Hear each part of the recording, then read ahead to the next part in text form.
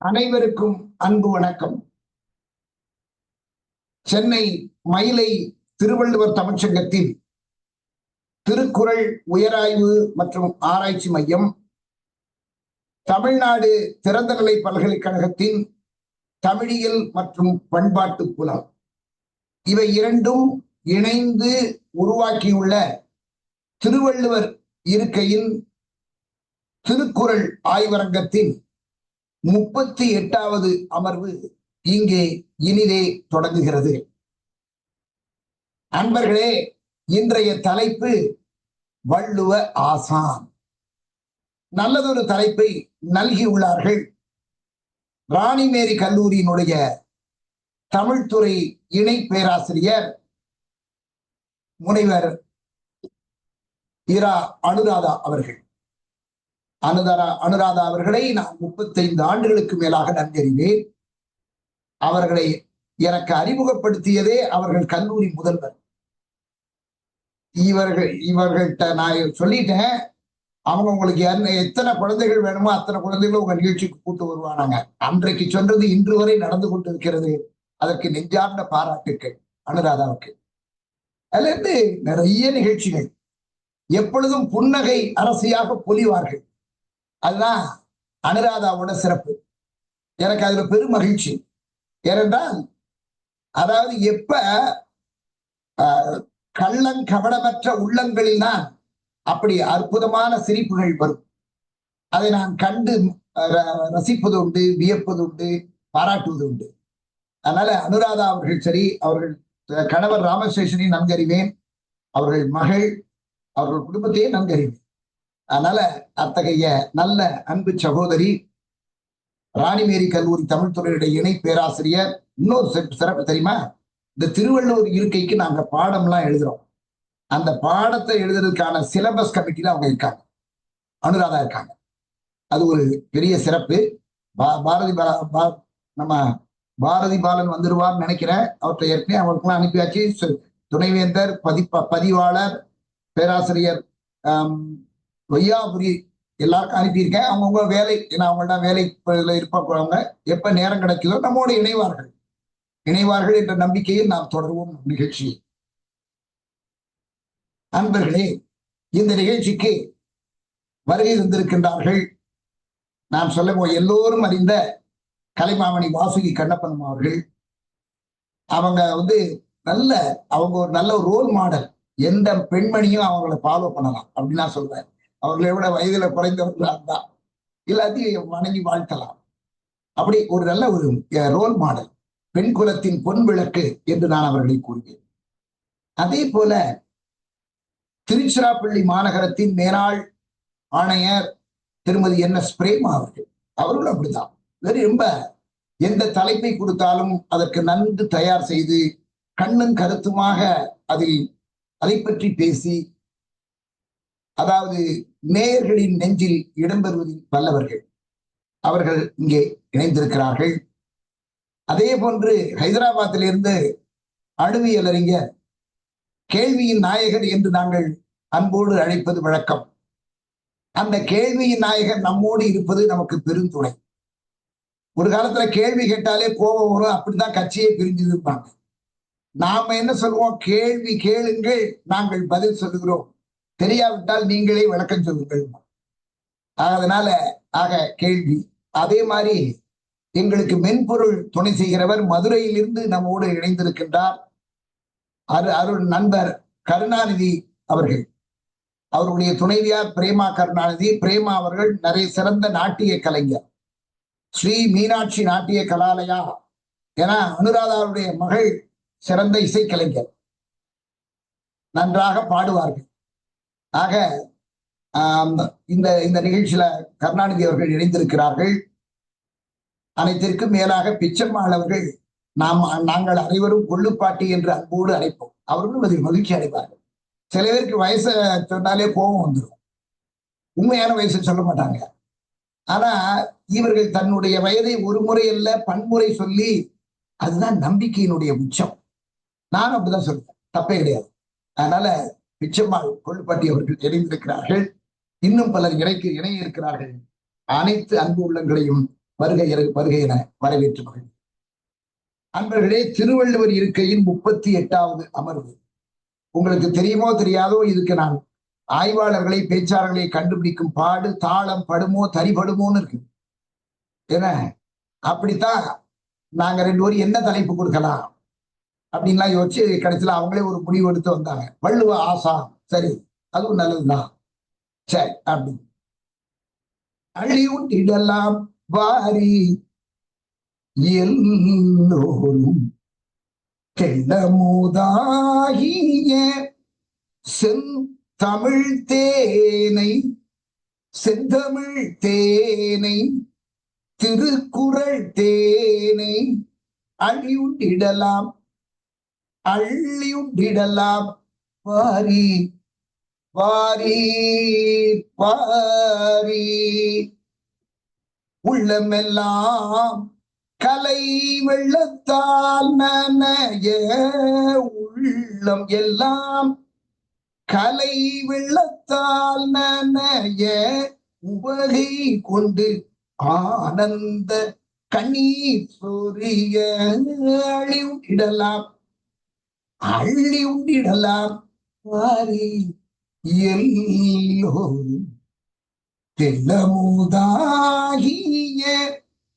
செந்தமிழ் தேனை செந்தமிழ் தேனை திருக்குறள் தேனை அழிவுண்டிடலாம் அள்ளியுண்டிடலாம் வாரி வாரி வாரி வள்ளுவன் மறையும் திரு வள்ளுவன் மறையும் மணிமேகலையும் வளையாபதியும் குண்டலகேசியும் வெல்லும் தரம் இல்லா வெல்லும் தரம் இல்லா சிலப்பதிகாரமும் வெல்லும் தரம் இல்லா சிலப்பதிகாரமும் மற்றும் உண்டு அள்ளியுண்டிடலாம் அள்ளியுண்டிடலாம் வாரி எல்லோரும் தெள்ளமுதாகிய செந்தமிழ் தேனை செந்தமிழ் தேனை திருக்குறள் தேனை அழிவுண்டிடலாம் அள்ளியுண்டிடலாம் வாரி வாரி வாரி என நம்மோடு இணைந்திருக்கின்ற அனைத்து அன்பர்களையும் முகநூல் வழியாக இணைந்திருக்கின்ற அனைத்து அன்பர்களையும் வருக வருக என வரவேற்று மகிழ்வு. அன்பர்களே, நான் முன்னரே சொன்னபடி இன்றைய சிறப்பு விருந்தினர் அவர்கள் முதலில் பணியாற்றியது எங்கு தெரியுமா? அதாவது நுங்கம்பாக்கத்தில் உள்ள என்ன கல்லூரிமா? அன்மியூட் பண்ணுங்க. அதாவது டக்குனு ஞாபகம் வர மாட்டேங்குது. அன்மியூட் பண்ணுங்க. எம்ஓபி வைணவ மகளிர் எம்ஓபி வைணவ கல்லூரி, நுங்கம்பாக்கம் எம்ஓபி வைணவ கல்லூரியில பணி செய்து பின் அரசு கல்லூரிக்கு வந்து அரசு இப்போ ராணிமேரி கல்லூரியில பல ஆண்டுகளாக பணி செய்கிறார்கள். நம் நிகழ்ச்சி நான் வானொலியில் இருக்கும்போது பல நிகழ்ச்சிகளை அவர்கள் வழங்கி இருக்கின்றார்கள். அதற்குரிய வாய்ப்பை நாம் உருவாக்கி கொடுத்திருக்கிறோம். அதனால 35 ஆண்டுகளுக்கு மேல் பழகியவர் இன்றைய சிறப்பு விருந்தினராக வந்திருப்பது நமக்கு சிறப்புடையது. இது தவிர திருவள்ளுவர் இருக்கைக்கு பெரும் துணையாக இருக்கின்றார்கள். அதற்கான சிலபஸ் பாடத்திட்ட வரைவு குழுவில் இருக்காங்க. அது மட்டும் இல்ல, நம் மயிலை திருவள்ளுவர் தமிழ் சங்கம் நிகழ்ச்சிகள் சென்னை பல்கலைக்கழகத்தில் நடக்கும்போது சரி, அண்ணா பல்கலைக்கழகத்தில் நடக்கும்போது சரி, ஏன் ராணிமேரி கல்லூரியில தான் முதல் மகளிர் அறிவு களஞ்சியம் போட்டிய நடத்தி அப்ப அமைச்சர் வந்திருந்தாங்க. அந்த தடவை அமைச்சர் வந்ததுனால அவங்களுடைய ஆடிட்டோரியம் செப்பனிடப்பட்டது, சீர் செய்யப்பட்டது. எம்பி நிர்மலா அவர்களும் நமக்கு அன்பு சகோதரி IAS நிர்மலா அவர்கள் சமூக நலத்துறை ஆணையராக இருக்கும் பொழுது நான் அமைச்சரும் வந்திருந்தார்கள், ஆணையர் MP நிர்மலா IAS அவர்கள் வந்திருந்தாங்க. அந்த நிகழ்ச்சியெல்லாம் ராணிமேரி கல்லூரியில நம்ம ஏற்பாடு செய்யும் போது அனுராதா அவர்கள் தான் அதற்கு பேருதவி செய்திருக்கின்றார்கள். அது மட்டுமல்ல, SSS ஜெயின் கல்லூரியில அவங்க தான் ஒருங்கிணைத்து அறிவியல் பூங்கா வெளியீட்டு விழா நடத்துவதற்கும் போட்டிகள் நிகழ்த்துவதற்கும் பல நேரங்களில் இணைப்புரை வழங்குவதற்கும் பெருந்துணை செய்திருக்கிறார்கள். அவர்களை மீண்டும் அனைவரின் சார்பில் வருக வருகை என வரவேற்று மகிழ்வோம். இப்பொழுது நம் மயிலை திருவள்ளுவர் தமிழ்ச் சங்கத்தின் இன்றியமையா 2 இலக்குகள், ஒன்று பூந்தண்டலத்தில் ஒரு பூஞ்சோலை, இன்னொன்று அறிவியல் பூங்கா. அது குறித்த காணொளி காட்சியை நாம் அனைவரும் கண்டு மகிழ்வோமே. கருணாநிதி அவர்கள்.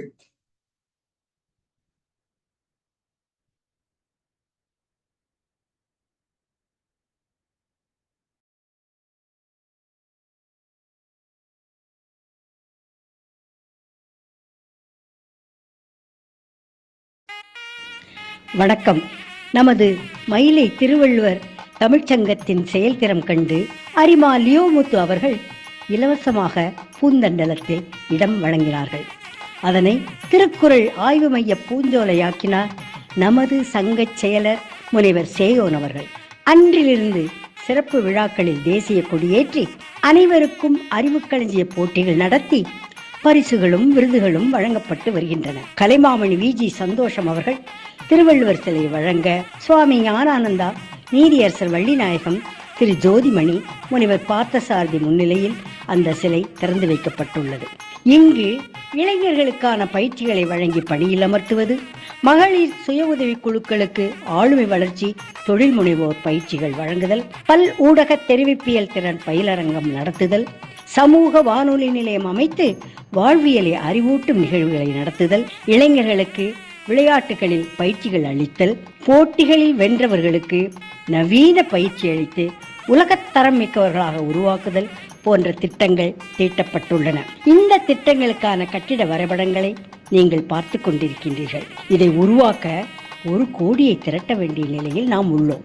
100 கொடையாளர்கள் ஆளுக்கு 1 லட்சம் கொடுத்தால் வெற்றி நிச்சயம்.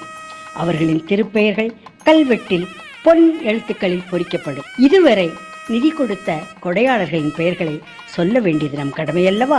செயலர் சேயோன் குடும்பத்தினர் ஆளுக்கு 1 லட்சமாக 5 லட்சமும், அரிமாசா கேத்திவாசன் சந்திராமால் கல்வி அறக்கட்டளை, ஆரோக்கியா என்டர்பிரைசஸ் லிமிடெட் சேலம், முனைவர் கிருஷ்ணச்சந்த் சோடியா, முனைவர் செல்வராணி செல்வம், சென்னை DAC ப்ரமோட்டர் திரு சசிகுமார், இவர்களெல்லாம் ஆளுக்கு 1 லட்சமும், சென்னை தமிழ்நாடு திறந்தநிலை பல்கலைக்கழக முன்னை துணைவேந்தர் முனைவர் கோ பார்த்தசாரதி, திருமதி மங்கையர்க்கரசி பார்த்தசாரதி, சென்னை வைட்டாலியம் செயற்கைப்பல் தயாரிப்பு நிறுவனர் திரு குமரகுருபரன், திருமதி மீனாட்சி குமரகுருபரன் என்ற 2 அன்றில் பறவைகளும் ஆளுக்கு 1 லட்சமாக 4 லட்சங்களும் வழங்கியிருக்கின்றார்கள். இந்த பட்டியலில் நீங்களும் இடம் பெறலாமே. பூந்தண்டலம் கல்வி பூஞ்சோலையாகும் அல்லவா? உதவிக்கரம் நீட்டுங்கள். தங்களின் நன்கொடைக்கு வருமான வரி விலக்கும் உண்டு. தங்களின் பெயர் காலத்தை வென்று நிற்கும். திருவள்ளுவர் பூஞ்சோலையை காண வாருங்கள். திருவள்ளுவர் அறிவுக்களஞ்சிய மையத்தை ஊர்கூடி தேரிழுக்க நிதி தந்து பெருமை கொள்ள அன்போடு வாருங்கள். அனைவருக்கும் வணக்கம். 39 ஆண்டுகளாக அறிவியலையும் மொழியியலையும் 2 கண்களாக போற்றி பல்வேறு நலத்திட்டங்களை செயல்படுத்தி வரும் மயிலை திருவள்ளுவர் தமிழ்ச்சங்கத்தின் வெளியீடான அறிவியல் பூங்கா இதழ் பன்னாட்டு தரச்சான்று எண் ISSN international standard serial number பெற்றுள்ளது என்பதை பெருமகிழ்ச்சியுடன் தெரிவித்துக் கொள்கிறோம். அறிவியல் பூங்கா இதழில் அறிவியல் தொழில்நுட்பத்துறை பேராசிரியர்கள், ஆய்வாளர்கள் ஆய்வுக் கட்டுரைகளை தமிழில் வழங்கினால் தமிழ் மக்கள் அனைவரும் படித்து பயன்பெறுவர். அத்துடன் இதில் வெளிவரும் கட்டுரைக்கு தங்கள் பல்கலைக்கழகமும் உரிய அங்கீகாரம் அளிக்கும் என்பது உறுதி. அறிவியல் பூங்காவின் 16ஆம் மலரின் 63ஆம் இதழின் முன்னட்டையை அலங்கரிப்பது பவள விழா கண்ட பார்ப்புகள் MIT அண்ணா பல்கலைக்கழகம். இந்த நிறுவனத்தின் தொடக்கம் முதல் இன்று வரையிலான அனைத்து வளர்ச்சிகளையும் விரிவாகவும் விளக்கமாகவும் அறிவதற்காக அதன் முதன்மையர் பேராசிரியர் முனைவர் K. ரவிச்சந்திரன் அவர்களை சந்தித்து நேர்முகமாக உரையாடி மகிழ்ந்தார்.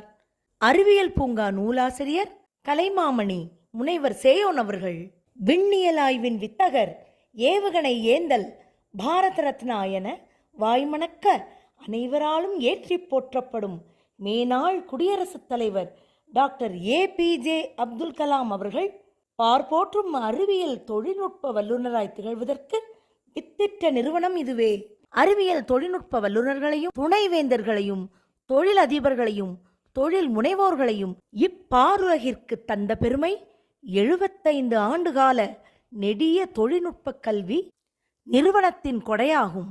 அறிவியல் பூங்காவின் உள்ளே காரைக்குடி அமராவதி புதூர் ஸ்ரீ சாரதா நிகேதன் மகளிர் கல்லூரியின் மேனாள் முதல்வர் செல்வராணி செல்வம் அவர்கள் உயிரின் உன்னத உலா 7ஆம் பகுதியாக தொடர்கட்டுரை வழங்கியுள்ளார்.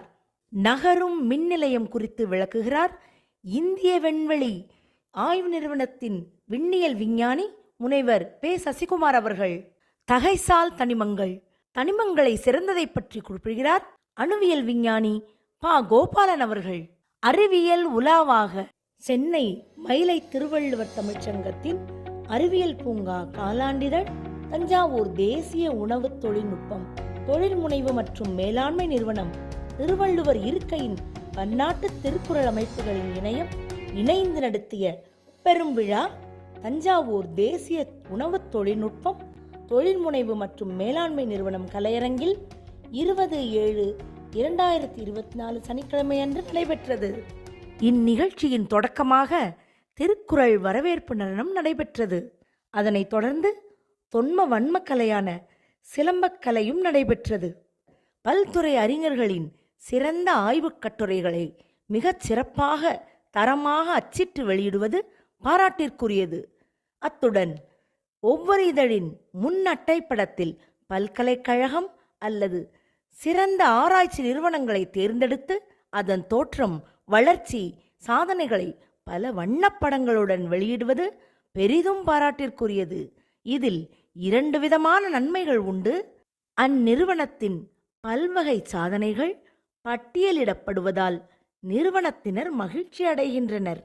மயிலை திருவள்ளுவர் தமிழ்ச்சங்கம் ஒவ்வொரு அறிவியல் பூங்கா வெளியீட்டின் போதும் 20க்கும் மேற்பட்ட பல்துறை வித்தகர்களுக்கும் சிறந்த இலக்கிய அமைப்புகளுக்கும் விருதுகளை வழங்கி சிறப்பிப்பது பெரிதும் பாராட்டிற்குரியது.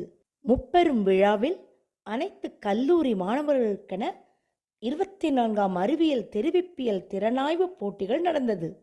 அதில் 5 தேர்ந்தெடுக்கப்பட்டு அவர்களுக்கு முறையே அறிவியல் மலர், அறிவியல் கதிர், அறிவியல் தளிர், அறிவியல் துளிர், அறிவியல் புதிர் ஆகிய 5 அறிவியல் களஞ்சியம் பரிசுகளை காரைக்குடி அழகப்பா பல்கலைக்கழக துணைவேந்தர் பேராசிரியர் முனைவர் கா. ரவி அவர்கள் வழங்கினார். பல்வகை வடிவங்களில் அறிவியல் தொழில்நுட்ப கருத்துக்களை அறிவியல் விழிப்புணர்வை வளர்க்கும் நோக்கிலும் அறிவியலை நடைமுறை வாழ்க்கையில் பின்பற்ற தூண்டும் வகையிலும் அள்ளி வழங்கியுள்ளனர். அறிவியல் தொழில்நுட்ப பேராசிரியர்களும் அறிவியல் வல்லுநர்களும் அனைத்தும் பன்முறைப்படுத்தி மகிழத்தக்கன, சிந்திக்கத்தக்கன, நடைமுறை வாழ்வில் செயல்படுத்தத்தக்கன. அறிவை வளர்ப்போம், ஆற்றலை பெறுவோம், ஆனந்தமடைவோம். அது நம்மை வளர்ப்பதுடன் நம் தேசத்தையும் வளப்படுத்தும், வலுப்படுத்தும், மேம்படுத்தும்.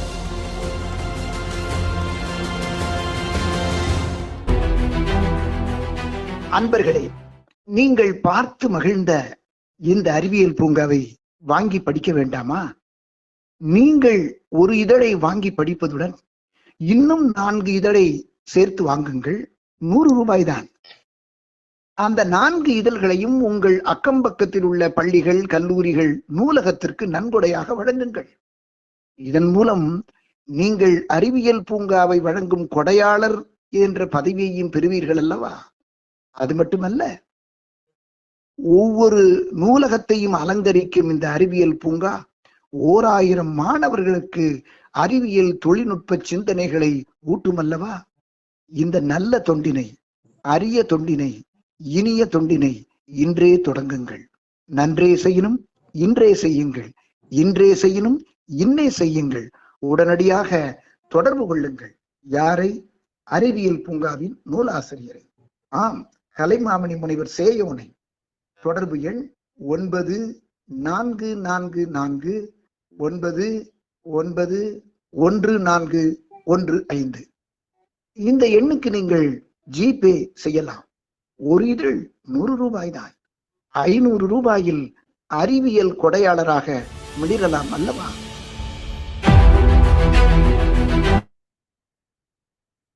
அருமை.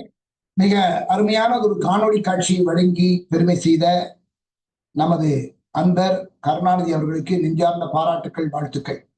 அன்பர்களே, இனி நாம் நம் நிகழ்ச்சியை நோக்கி செல்வோம். முன்னர் சொன்னது போல வள்ளுவ ஆசான் என்னும் நல்லதொரு தலைப்பில் சிறப்புரையாற்ற வருமாறு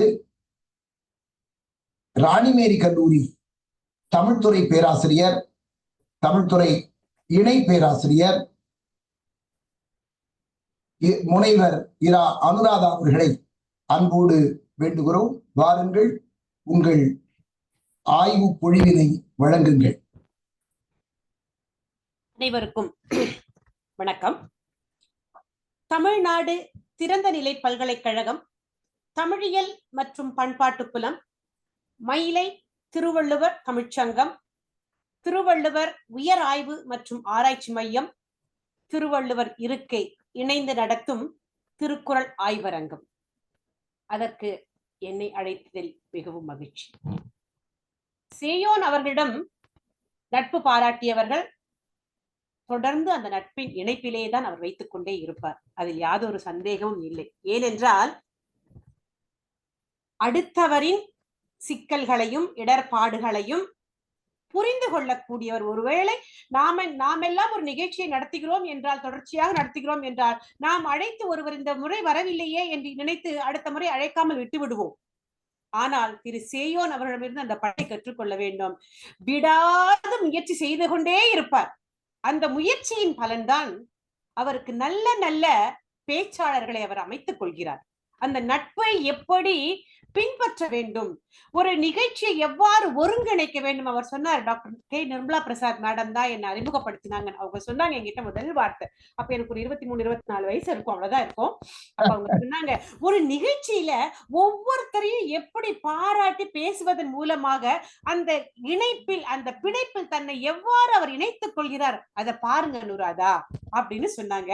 அதை அன்னிலிருந்து நான் இன்னி வரைக்கும் பார்த்து வியந்து கொண்டேதான் இருக்கிறேன். எந்த ஒரு செயலையும் நினைத்ததை நினைத்தபடி முடிக்கக்கூடிய ஆற்றல் மிக்கவர், நல்லதொரு பண்பாளர், அன்பானவர். சரி, வள்ளுவ ஆசான் அப்படின்னு எனக்கு எடுத்துக்கணும் அப்படின்னு தோணிட்டு, சோ அதன் காரணமாக இந்த ஒரு கட்டுரையை நான் தயார் செய்திருக்கிறேன். வள்ளுவ ஆசான், ஆசிரியர் என்ற சொல்லுக்கு ஆசு கூட்டல் இரியர், அதாவது குற்றங்களை நீக்குபவர் என்று பொருள். யார் ஆசிரியர்? யாருடைய குற்றங்களை நீக்குவார்? நாகரிக மாந்தர் இனம் தோன்றியதிலிருந்து இன்று வரை எவ்வளவோ ஆசிரியர்கள் உருவாகி கணக்கிலடங்கா மாணவர்களின் குற்றங்களை எல்லாம் நீக்கியிருக்கின்றார்கள். ஆனாலும் இந்த உலகம் மாபெரும் குற்ற கொள்கலனாகத்தான் இருந்து கொண்டு இருக்கிறது என்பதில் யாதொரு மாற்று கருத்தும் இருக்க முடியாது. காலந்தோறும் இந்த தொடர் முறையில் வள்ளுவ பேராசானும் தன்னுடைய பங்கினை ஆற்றி இருக்கின்றார். தன் பொதுமறை வழியாக, இல்லாவிட்டால் பல 100 கோடி மக்கள் வாழக்கூடிய இந்த உலகமே குற்றவாளிகளினுடைய இருப்பிடமாக மாறினாலும் ஆச்சரியப்படுவதற்கு இல்லை. குறள் அமுதம் தோன்றியது. குறளை படித்தவன், ஓ இவையெல்லாம் தவறுகளோ, எனவே நாம் இனி இவற்றை செய்யக்கூடாது, நம்மை சேர்ந்தவர்களையும் செய்ய விடக்கூடாது என்று முடிவு கட்டியதால் ஓரளவு தப்பித்தார்கள். இது காலந்தோறும் நடந்து வரக்கூடிய ஒரு நடைமுறை, ப்ராசஸ் என்று ஆங்கிலத்தில் சொல்வார்கள். இந்த வகையில் வள்ளுவ பேராசான் எந்தெந்த குறள் வழி எவ்வாறு இருத்தல் வேண்டும் என்ற ஆசிரியர் நிலையிலிருந்து பொதுமக்களை மாணவ நிலையில் நிறுத்தி கற்பித்தார் அப்படின்னு பார்க்கிறது ஒரு சந்தோஷமா இருந்தது. ஆசிரியர், ஆசிரியம் பற்றிய நல்ல விளக்கத்தை டாக்டர் ஆ சிதம்பர செட்டியார் அவர்களின் தலைமையில் பதிப்பிக்கப்பெற்ற சென்னை பல்கலைக்கழக வெளியீடாக ஆங்கிலம் தமிழ் சொற்களஞ்சியத்தில் காண முடிகிறது. கற்பி, படிப்பி, கல்வி ஆசிரியராய் இரு, விளக்கி காட்டு, கற்பிக்கும் முறையில் விரித்துரை என்ற பொருளை கொண்டிருக்கும் டீச் என்ற சொல் வினையாக எடுத்தாளப்பட்டிருக்கிறது. கற்பித்தல், படிப்பினை, பாடம், கற்பிக்கப்பட்ட செய்தி, கற்பித்த மெய்மை, போதிக்கப்பட்ட கோட்பாடுகளை கொண்டிலங்கும் டீச்சிங் என்ற சொல் பண்பு பெயராக ஆக்கப்பட்டுள்ளது. கற்பிக்கத்தக்க, கற்க விரும்புகின்ற என்ற பொருளை கொண்ட டீச்சபிள் என்ற சொல் பண்பு பெயராக ஆளப்பட்டுள்ளது. கற்பிக்கப்படும் இயல்பு என்ற பொருள் தரும் டீச்சபிலிட்டி என்பதும், கல்வி ஆசிரியர் பணி கணக்காயர் நிலை என்ற பொருள் கொண்ட டீச்சர்ஷிப் என்பதும், கல்வி ஆசிரியர் கணக்காயர் என்ற பொருள் தரும் டீச்சர் என்பது மீண்டும் பெயர் பொருளில் வந்துள்ளன. இப்படி மேற்கூறப்பட்ட விளக்கங்களுக்கு ஏற்றவாறு அறத்தையும் பொருளையும் உலகோருக்கு எடுத்துரைத்து திருவள்ளுவர் அறிவினை ஏற்றியுள்ளார், அறிவை சுடரை ஏற்றியுள்ளார் என்பது ஒரு பக்கம். தொன்னூலாம் தொல்காப்பியத்தின் பின்னூலாக விளங்கக்கூடிய பவனந்தியார் எழுதிய நன்னூல் சொல்கின்றது, பழையன கழிதலும் புதியன புகுதலும் வழுவல கால வகையினானே என்பது. இத்தகைய நுண்மான் உடைப்புலமிக்க அறிஞர் பவனந்தியார். நல்லாசிரியர் இலக்கணமாக கூறிய நூற்பா. குலநறி தெய்வம், கொள்கை மேன்மை, கலைவயில் தெளிவு, கட்டுரை வன்மை, நிலமலை நிறை, கோன்மல நிகர் மாட்சியும், உலக அறிவியலோடு உயர்குணம் இணையவும் அமைபவன் நூலாசிரியர் அன்னே என்பதாகும்.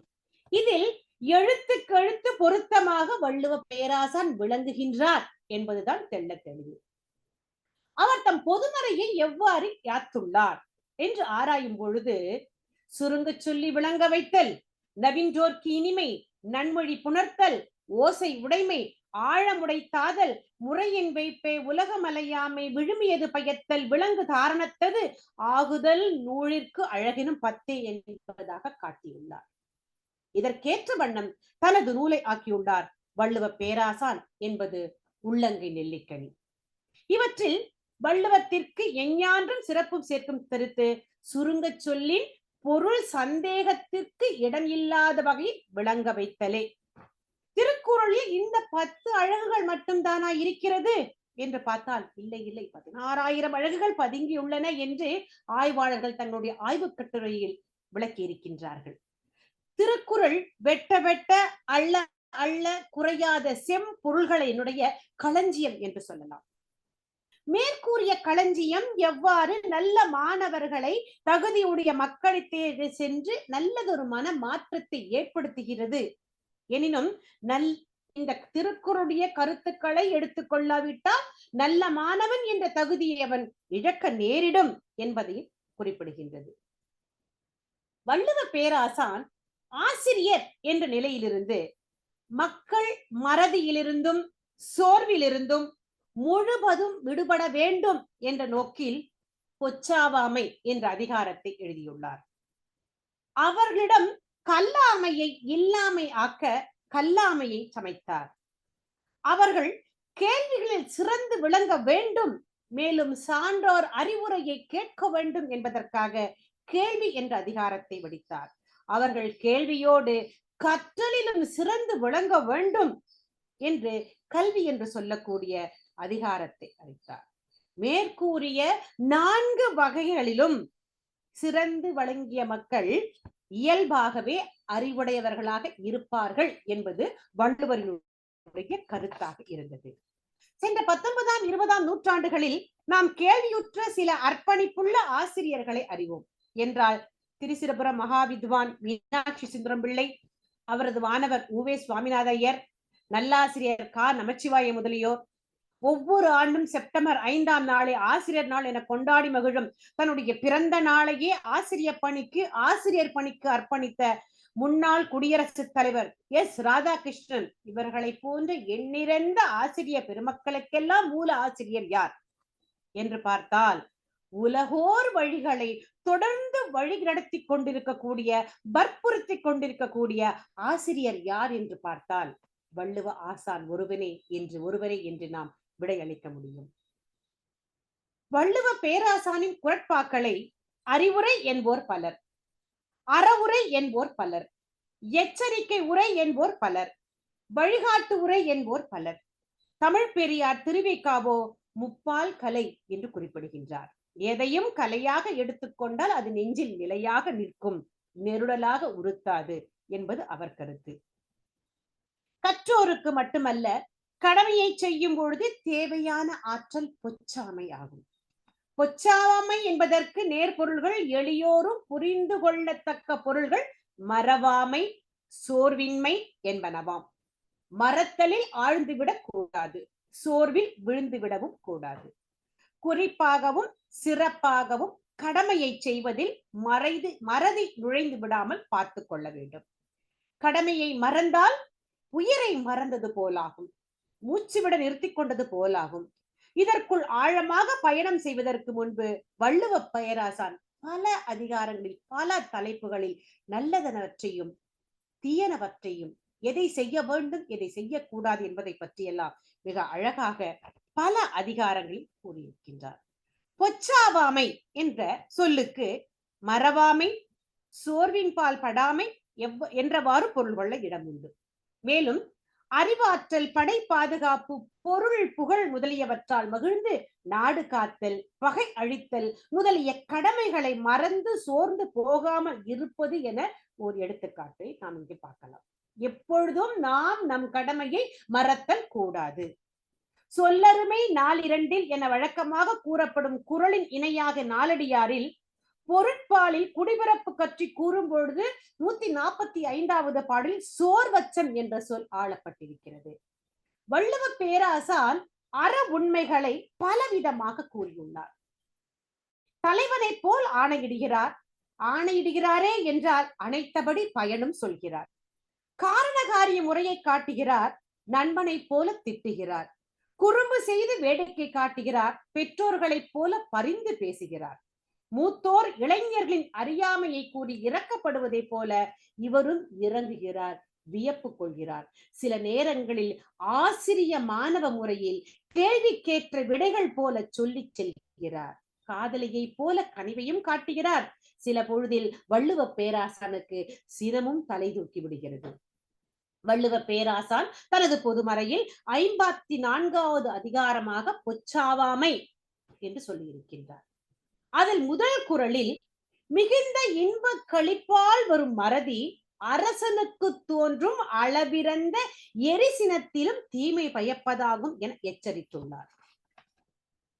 அடுத்த குறளில் ஆசிரியராக நின்று உரைப்பது என்ன என்று பார்த்தால், நிலையான வறுமை அறிவை கெடுப்பது போல மறதி ஒருவனது புகழை கெடுக்கும் என்று கூறுகின்றார். இது போதாதா ஒருவனுடைய வீழ்ச்சிக்கு? நாள்தோறும் வருந்திக் கொண்டே இறந்துண்ணும் போது அறிவு எங்கு தோன்றும்?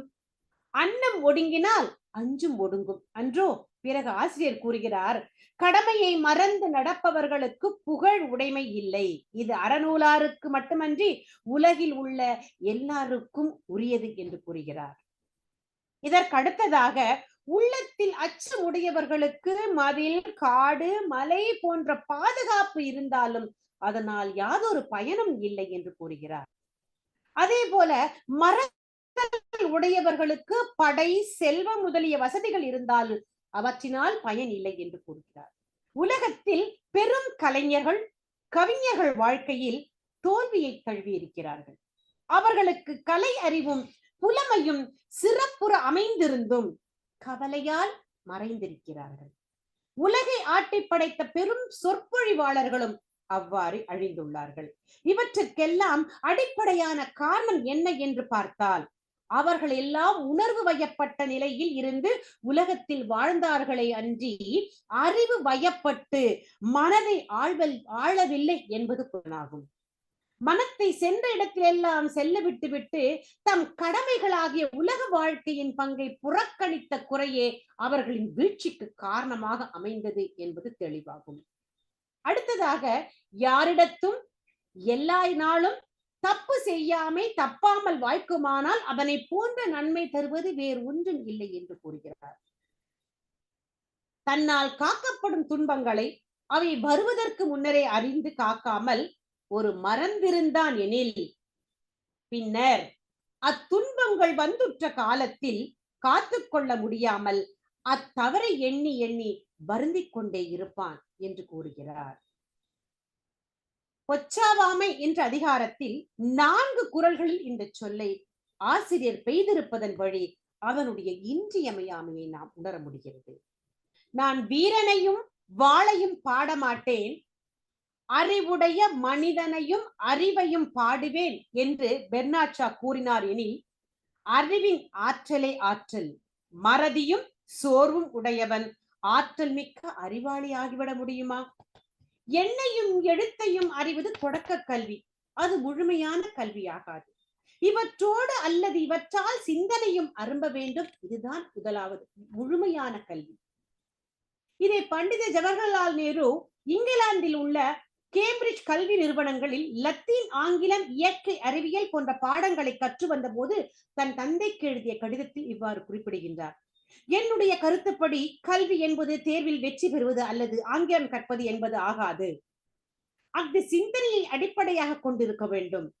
அப்படி அமையாமல் போனால் ஒருவர் எத்துணை தேர்வுகளில் வெற்றி பெற்றேன் என்று சொல்லிக் கொள்வதில் எந்த பொருளும் இல்லை என்பதாகும். உண்மை கல்வி என்ன என்பதை இங்கிலாந்து நாட்டு கல்வி என்னை உணர வைத்து விட்டது என்கிறார். இன்றைய நிலையில் உள்நாட்டு இளைஞர்கள் மனதில் உலாவி வரும் சிந்தனையோட்டம் எத்தகையது என்பதை எனக்கு சொல்லுங்கள். நான் அடுத்து வரும் தலைமுறையின் கட்டமைப்பு எப்படி இருக்கும் என்பதை சொல்கிறேன் என்று இங்கிலாந்து நாட்டின் அரசியலறிஞர் எட்வர்ட் பர்க் கூறியுள்ளார்.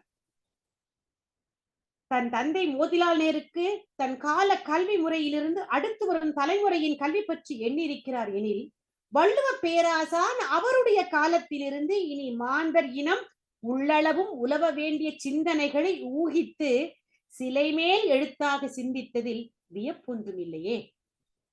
படித்ததை, அறிந்ததை சிந்திப்பதற்கு, திரும்ப திரும்ப எண்ணி பார்ப்பதற்கு இந்த பொச்சாவாமை பெரும் தடைதான். இத்தடையை மறவாமை என்ற திறவுகோல் கொண்டல்லவா நீக்க வேண்டும். இதைத்தான் அழகான 10 குறள் மணிகளின் மூலம் அவர் விளக்கி இருக்கின்றார். அடுத்ததாக, இவ்வுலக மக்களா மாணவர்களுக்கு ஆசிரியர் கற்பிப்பது கல்லாமை. கல்வி என்ற அதிகாரத்திற்கு பின் வைக்கப்பட்டுள்ள இந்த அதிகாரம் முறைப்படி மட்டுமல்ல, தேவைப்படியும் கல்வி அதிகாரத்திற்கு முன் வைக்கப்பட்டிருக்கலாம் என்பது கருத்து. ஏனெனில் கல்லாமையின் கொடுமையை அனுபவிப்பவர்களை பார்த்து கல்வி கற்க கல்வி ஆசிரியர்களையோ கல்வி கூடத்தையோ நோக்கி நாம் ஓட வேண்டும். கல்லாதவர்களை மற்றவர்களையும் ஓடச் செய்ய வேண்டும். இவ்வாறான அதிகார முறைவைப்பு வள்ளுவ பேராசான் வைத்திருப்பாரா? தெரியவில்லை. கல்லாமை என்பது கல்லாதிருத்தலாகும். கல்வி சிறப்பு உடன்பாட்டு முறையால் கூறிய அளவில் முற்று பெறாததால் எதிர்மறையிலும் கூறப்பட்டுள்ளது நுணுகி நோக்கத்தக்கதாகும். எவ்வாறாயினும் இக்கருத்து மக்களை சேர வேண்டும் என்பதே ஆசிரியருடைய கொள்கையாக இருக்க முடியும். ஒரு குறிக்கோளை எட்டுவதற்கு வழிமுறை இன்றியமையாததான முடிவு இன்றியமையாததா என்றால் முடிவுதான் இன்றியமையாதது. ஒரு குறிக்கோளை எட்டுவதற்கு வழிமுறை இன்றியமையாததா, முடிவு இன்றியமையாததா என்றால் முடிவுதான் இன்றியமையாததாக இருக்க வேண்டும் என்பதாக ஆசிரியர் முடிவெடுத்திருக்க வேண்டும். அதாவது நல்ல முடிவு ஏற்பட்டிருக்கிறது என்றால் வழியும் நல்லதாகத்தான் அமைந்திருக்கும் என்பது ஒரு கலை. கல்லாமை என்பதற்கு கற்றலை செய்யாமை என்று உரையிலும் எதிர்மறையை புகுத்தியே கூறுகிறார் பரிமேல் அழகர். எடுத்த எடுப்பிலேயே ஆசிரியர் கல்லாமையின் கொடுமையை நறுக்கென்றுடலில் பாய்ச்சுகிறார். அறிவு நிரம்புவதற்கு காரணமான நூல்களை படிக்காமல் ஒருவன் அவையிலேயே சொற்பொழிவாற்ற தொடங்குதல் அறைகளை வகுக்காமலே வட்டாட்டம் ஆடுவதை போன்றது. எனவே எதையும் கற்றுக்கொண்டு பேசு என்பது அவரது கட்டளை. இந்த வட்டாட்டத்தை சதுரங்க ஆட்டம் என்றும் சில ஆசிரியர்கள் உரையில் குறிப்பிட்டிருக்கிறார்கள். அரங்கு என்பது சதுரம் சதுரமாக வகுத்த கட்டமாகும். கட்டளை என்ன வட்டரங்கிழைத்து கல்லாச்சிறார் நெல்லி வட்டாடும் என்று நற்றினை. புல்லா எழுத்தில் பொருளில் வரும் கோட்டி நாலடியார் கையாடு வற்றிச் தோன்றும் அகநானூறு என்ற அடியும் இன்று ஒப்பு நோக்கத்தக்கது. ஆசிரியர் தரக்கூடிய 3வது குறள், கல்லாதவரும் கணிநல்லார் கற்றார் முன் சொல்லாது இருக்க பெறின். இதில் வரக்கூடிய உண்மை இழிவு சிறப்பு உண்மை. ஆசிரியர் திருவள்ளுவர் ஒரு சட்டையர், ஒரு அங்கத புலவர் என்பதை இந்த குறளின் வழியாக நிலைநிறுத்தியிருக்கிறார். சட்டாரிக் என்ற சொல்லுக்கு எத்தனையோ பொருள்களை ஆங்கிலம் தமிழ் சொற்களஞ்சியம் குறிப்பிட்டாலும் அவற்றில் அங்கதம் சார்ந்த நகை திறத்துடன் குற்றம் காணும் இயல்புடைய என்னும் பொருள்கள் மிக பொருந்தி வருகின்றன. தம் அறிவின்மையும் தகுதி இன்மையையும் உணர்ந்து கற்றோர் அவையின் கண் உரை நிகழ்த்தும் வகையில் நாம் ஒன்றும் சொல்லாது அடக்கமாக இருப்பாராயின் கல்லாதவரும் மிக நல்லவரே ஆவார். கல்லாத ஒருவர் பேசாமல் இருப்பதே சிறப்பு, பேசினாலே குற்றப்படுவார். இதைத்தான் ஆசிரியர் நனி நல்லர் என்று உரிச்சொல் போட்டு உயர்த்தியுள்ளார். இவ்வாறு ஆசிரியர் பூடகமாக அங்கதத்தை எடுத்துரைத்ததை நாலடியார் கல்லாது நீண்ட ஒரு வானுலகத்து நல்லறிவாழ்நடைப்புக்கு மெல்ல இருப்பனும் நாயிருந்தற்றே இராது உரைப்பினும் நாய் குறைத்தற்று என்று வெளிப்படையாக இடைத்துரைத்துள்ளதை இங்கு நாம் ஒப்பு நோக்க வேண்டும்.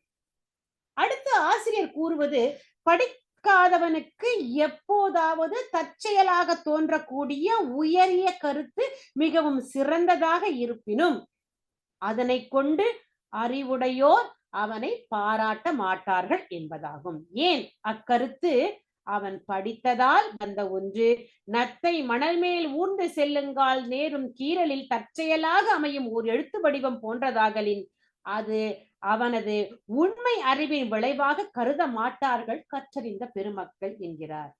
அதைத் தொடர்ந்து கல்லா ஒருவன் தகமை தலை பெய்து சொல்லாட சோர்வுப்படும் என்கிறார். ஒருவன் தன்னைத்தானே அறிவாளன் என நினைத்துக் கொண்டு இருக்கிறான். ஆனால் அவன் முறையாக கற்றவன் அல்லன். அவனது நாவாடலின் தன்மை கண்டு அதற்கு இரையாக்கி சிலர் அவனை மதிக்கவும் செய்கின்றார்கள். ஆனால் கற்றவன் ஒருவன் அவனோடு பேசும் பொழுது முன்னவனின் அறிவின்மை வெளிப்பட்டு விடுகிறது. போலி மதிப்பும் பொளவளவென போய்விடுகிறது. இதை மேலும் விளக்குகிறது. காணாமல் வேணதெல்லாம் கத்தலாம் கற்றோர் முன் கோணாமல் வாய் திறக்க கூடாதே, நாணாமல் பேச்சு பேச்சென்னும் பெரும் பூனை வந்தக்கார் கீச்சு கீச்சென்னும் கிளி என்று சொல்லக்கூடிய ஒரு ஔவையாரின் பாடலை நாம் இங்கு நினைவு கூறலாம். அடுத்து வரக்கூடிய குறளில் ஆசிரியர் கல்லாதவனை மனிதனாகவே மதிக்கவில்லை என்பதை புலனார். ஒன்றும் விளையாத களர் நிலத்திற்கு அவனை ஒப்பிடுகின்றார். கல்லாதவனை மனிதனாகவே வெறும் மனிதன் என்ற அளவில்தான் மதிக்க முடியும், அதற்கு மேல் ஓர் அணு அளவும் மதிக்க கூடாது என்கிறார். இதனைத்தான் நாலடியாருடைய பாடலிலும் நாம் பார்க்க முடியும். களர் நிலத்து பிறந்த உப்பினை சான்றோர் விளை நிலத்தின் நெல்லின் விழுமியதாக கொள்வர், கடைநில தோராயினும் கற்றுணர்ந்தோரை தலைநிலைத்து வைக்கப்படும் என்று கூறுகிறார். அப்படி கற்றவர்களின் பால் இருக்கக்கூடிய சிறப்பினை, கற்றவர்களை எந்த இடத்தில் உயர்வாக எண்ண வேண்டும் என்பதை எல்லாம் சொல்லி சென்றவர் நுண்மான் நுழைபுலம் இல்லான் எழில் நலம் மண்பான் புனைப்பாவை எற்று என்று கூறுகிறார். நுண்ணியதாய் மாட்சிமைப்பட்டு பல நூல்களையும் நுணுகி கற்ற அறிவில்லாதவனுடைய எழுச்சியும் அழகும் சுண்ணத்தால் மாற்றிவிட புனைந்தமைந்த பழமையின் எழுச்சியும் அழகும் போன்றது. அதாவது வெறும் புனைவு பெற்ற பொம்மைதான் கல்லாதவன் என்று குறிப்பிடுகின்றார். ஆடையற்றவன் அரை மனிதன், கல்வி இல்லாதவன் கால் மனிதன். இதை இங்கே நாம் பொருத்தி பார்க்கலாம். அடுத்த திருக்குறளில் ஆசிரியர் கல்லாமையின் தீமையை ஒரு அற்புதமான ஒரு எடுத்துக்காட்டின் வழியை விளக்குகின்றார். கல்லாதவரிடம் சேர்ந்த செல்வம் கற்றவரிடம் சேர்ந்த வறுமையை விட கொடியது என்கிறார். அதாவது நல்லவரின் வறுமை அவருக்கும் அவரை நம்பி இருக்கும் குடும்பத்தினருக்கும் மட்டுமே தீமை புரியும். ஆனால் கல்லாதவனின் செல்வம் அவனுக்கும் பிறருக்கும் தீமைகளையே செய்யும். இக்குறளில் வரும் கண்பட்ட என்னும் சொல்லாட்சி வறுமையும் செல்வமும் இடம் மாறி நின்றமை உணர்த்தக்கூடியதாக இருக்கிறது. கண்பட்ட என்று சொல்லக்கூடிய சொல்லாட்சி செல்வமும் வறுமையும் இடம் மாறி நின்ற தன்மையை உணர்த்தக்கூடியதாக இருக்கிறது. மேற்பிறந்தாராயினும் கல்லாதார் கீழ்பிறந்தும் கற்றாரனை சிலர் பாடு.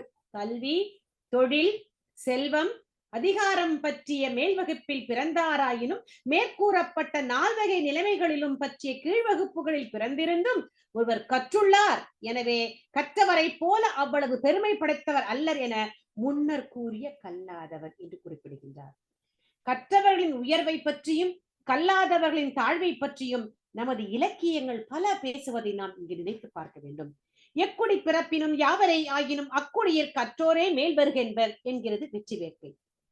தோணியக்குவான் தொல்லை வருணத்து காணிற் கடைபட்டான் என்றிக்கடார் காணாய் அவனென்று அணையா 6 போயற்றை நூல் கற்ற மகன் துணையா நல்ல குழல் என்கிறது நாலடியார்.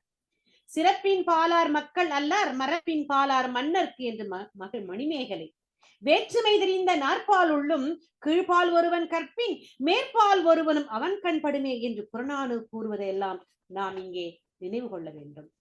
கல்லாமையை இல்லாமை ஆக்க காலமெல்லாம் அறிவுறுத்திய ஆசிரியர் இந்த அதிகாரத்தின் முடிவுரை குரலாக விலங்கொடு மக்கள் அணையர் இலங்கு நூல் கற்றோரோடு ஏனையவர் என்று சொல்கின்றார். உயர்தினை என்மனார் மக்கட் சுட்டே நம்முடைய தொல்காப்பியம். அற்றினை என்மனார் அவரல பிறவே. மாவும் மக்களும் ஐயறிவினவே பிறவும் உளவே அக்கிளை பிறப்பே மக்கள் தாமே ஆறறிவுயிரே. இவற்றையெல்லாம் கருத்தில் கொண்டு விளங்கிய நூல்களை கொண்டு கற்றவரோடு சேர்ந்துள்ள மற்ற கல்லாதவர் பகுத்தறிவுள்ள உயர்தினை மக்களோடு கூடியுள்ளார். அக்னினை விலங்கு போன்றவர்கள் என்று படியாதவன் மனிதனே அல்லன் விலங்கே என்று அறுதியிட்டு கூறிவிட்டார். இனி கற்றலின் தொடர்ச்சியாக கல்லாமையினால் நேர்ந்த குறையையும் இது நீக்குவதாக அமையும். இது அடுத்த பணி தன்னுடைய மாணவர்களை கேட்க வைப்பதோடு கற்றலின் கேட்டலே நன்றி என்பதற்கேற்ப ஆசிரியரை போன்ற நல் ஆசிரியர்களின் அறிவார்ந்த சொற்பொழிவுகளை அறிவுரைகளை காதையும் மனதையும் அர்ப்பணித்து கேட்பது. எனவேதான் கல்வி கல்லாமைகளை அடுத்த அதிகாரமாக கேள்வி. எனவே ஒருவன் கற்றதோடு நில்லாமல் கற்றறிந்த பெரியவர்கள் சொல்லக்கூடியதை கேட்க வேண்டும் என்பதற்காகத்தான் கேள்வி என்ற அதிகாரம். அரசருக்கும் ஏனையோருக்கும் கல்வி பொதுவாக இருத்தலால் அரசியல் நடத்துதற்கு இன்றியமையாததாலும் இறைமாட்சியின் பின் கல்வியும் அதன் பின் மறுதலையான கல்லாமையும் கற்பினும் கற்றோர் பேச்சை கேட்க வேண்டும் என அதன் பின் கேள்வியும் வைக்கப்பட்டுள்ளன என்று சொல்வார் புலவர் குழந்தை அவர்கள். குறள் ஆசிரியர் கற்றார் அறிவுரையே அறவுரையை ஏன் கேட்க வேண்டும் என்பதை வற்புறுத்தும் பாங்கல இனி பார்க்கலாம். இயல்பாகவே மனிதர்களுக்கு செல்வந்தர் ஆக வேண்டும் என்பதில் பெரு நாட்டம் உண்டு.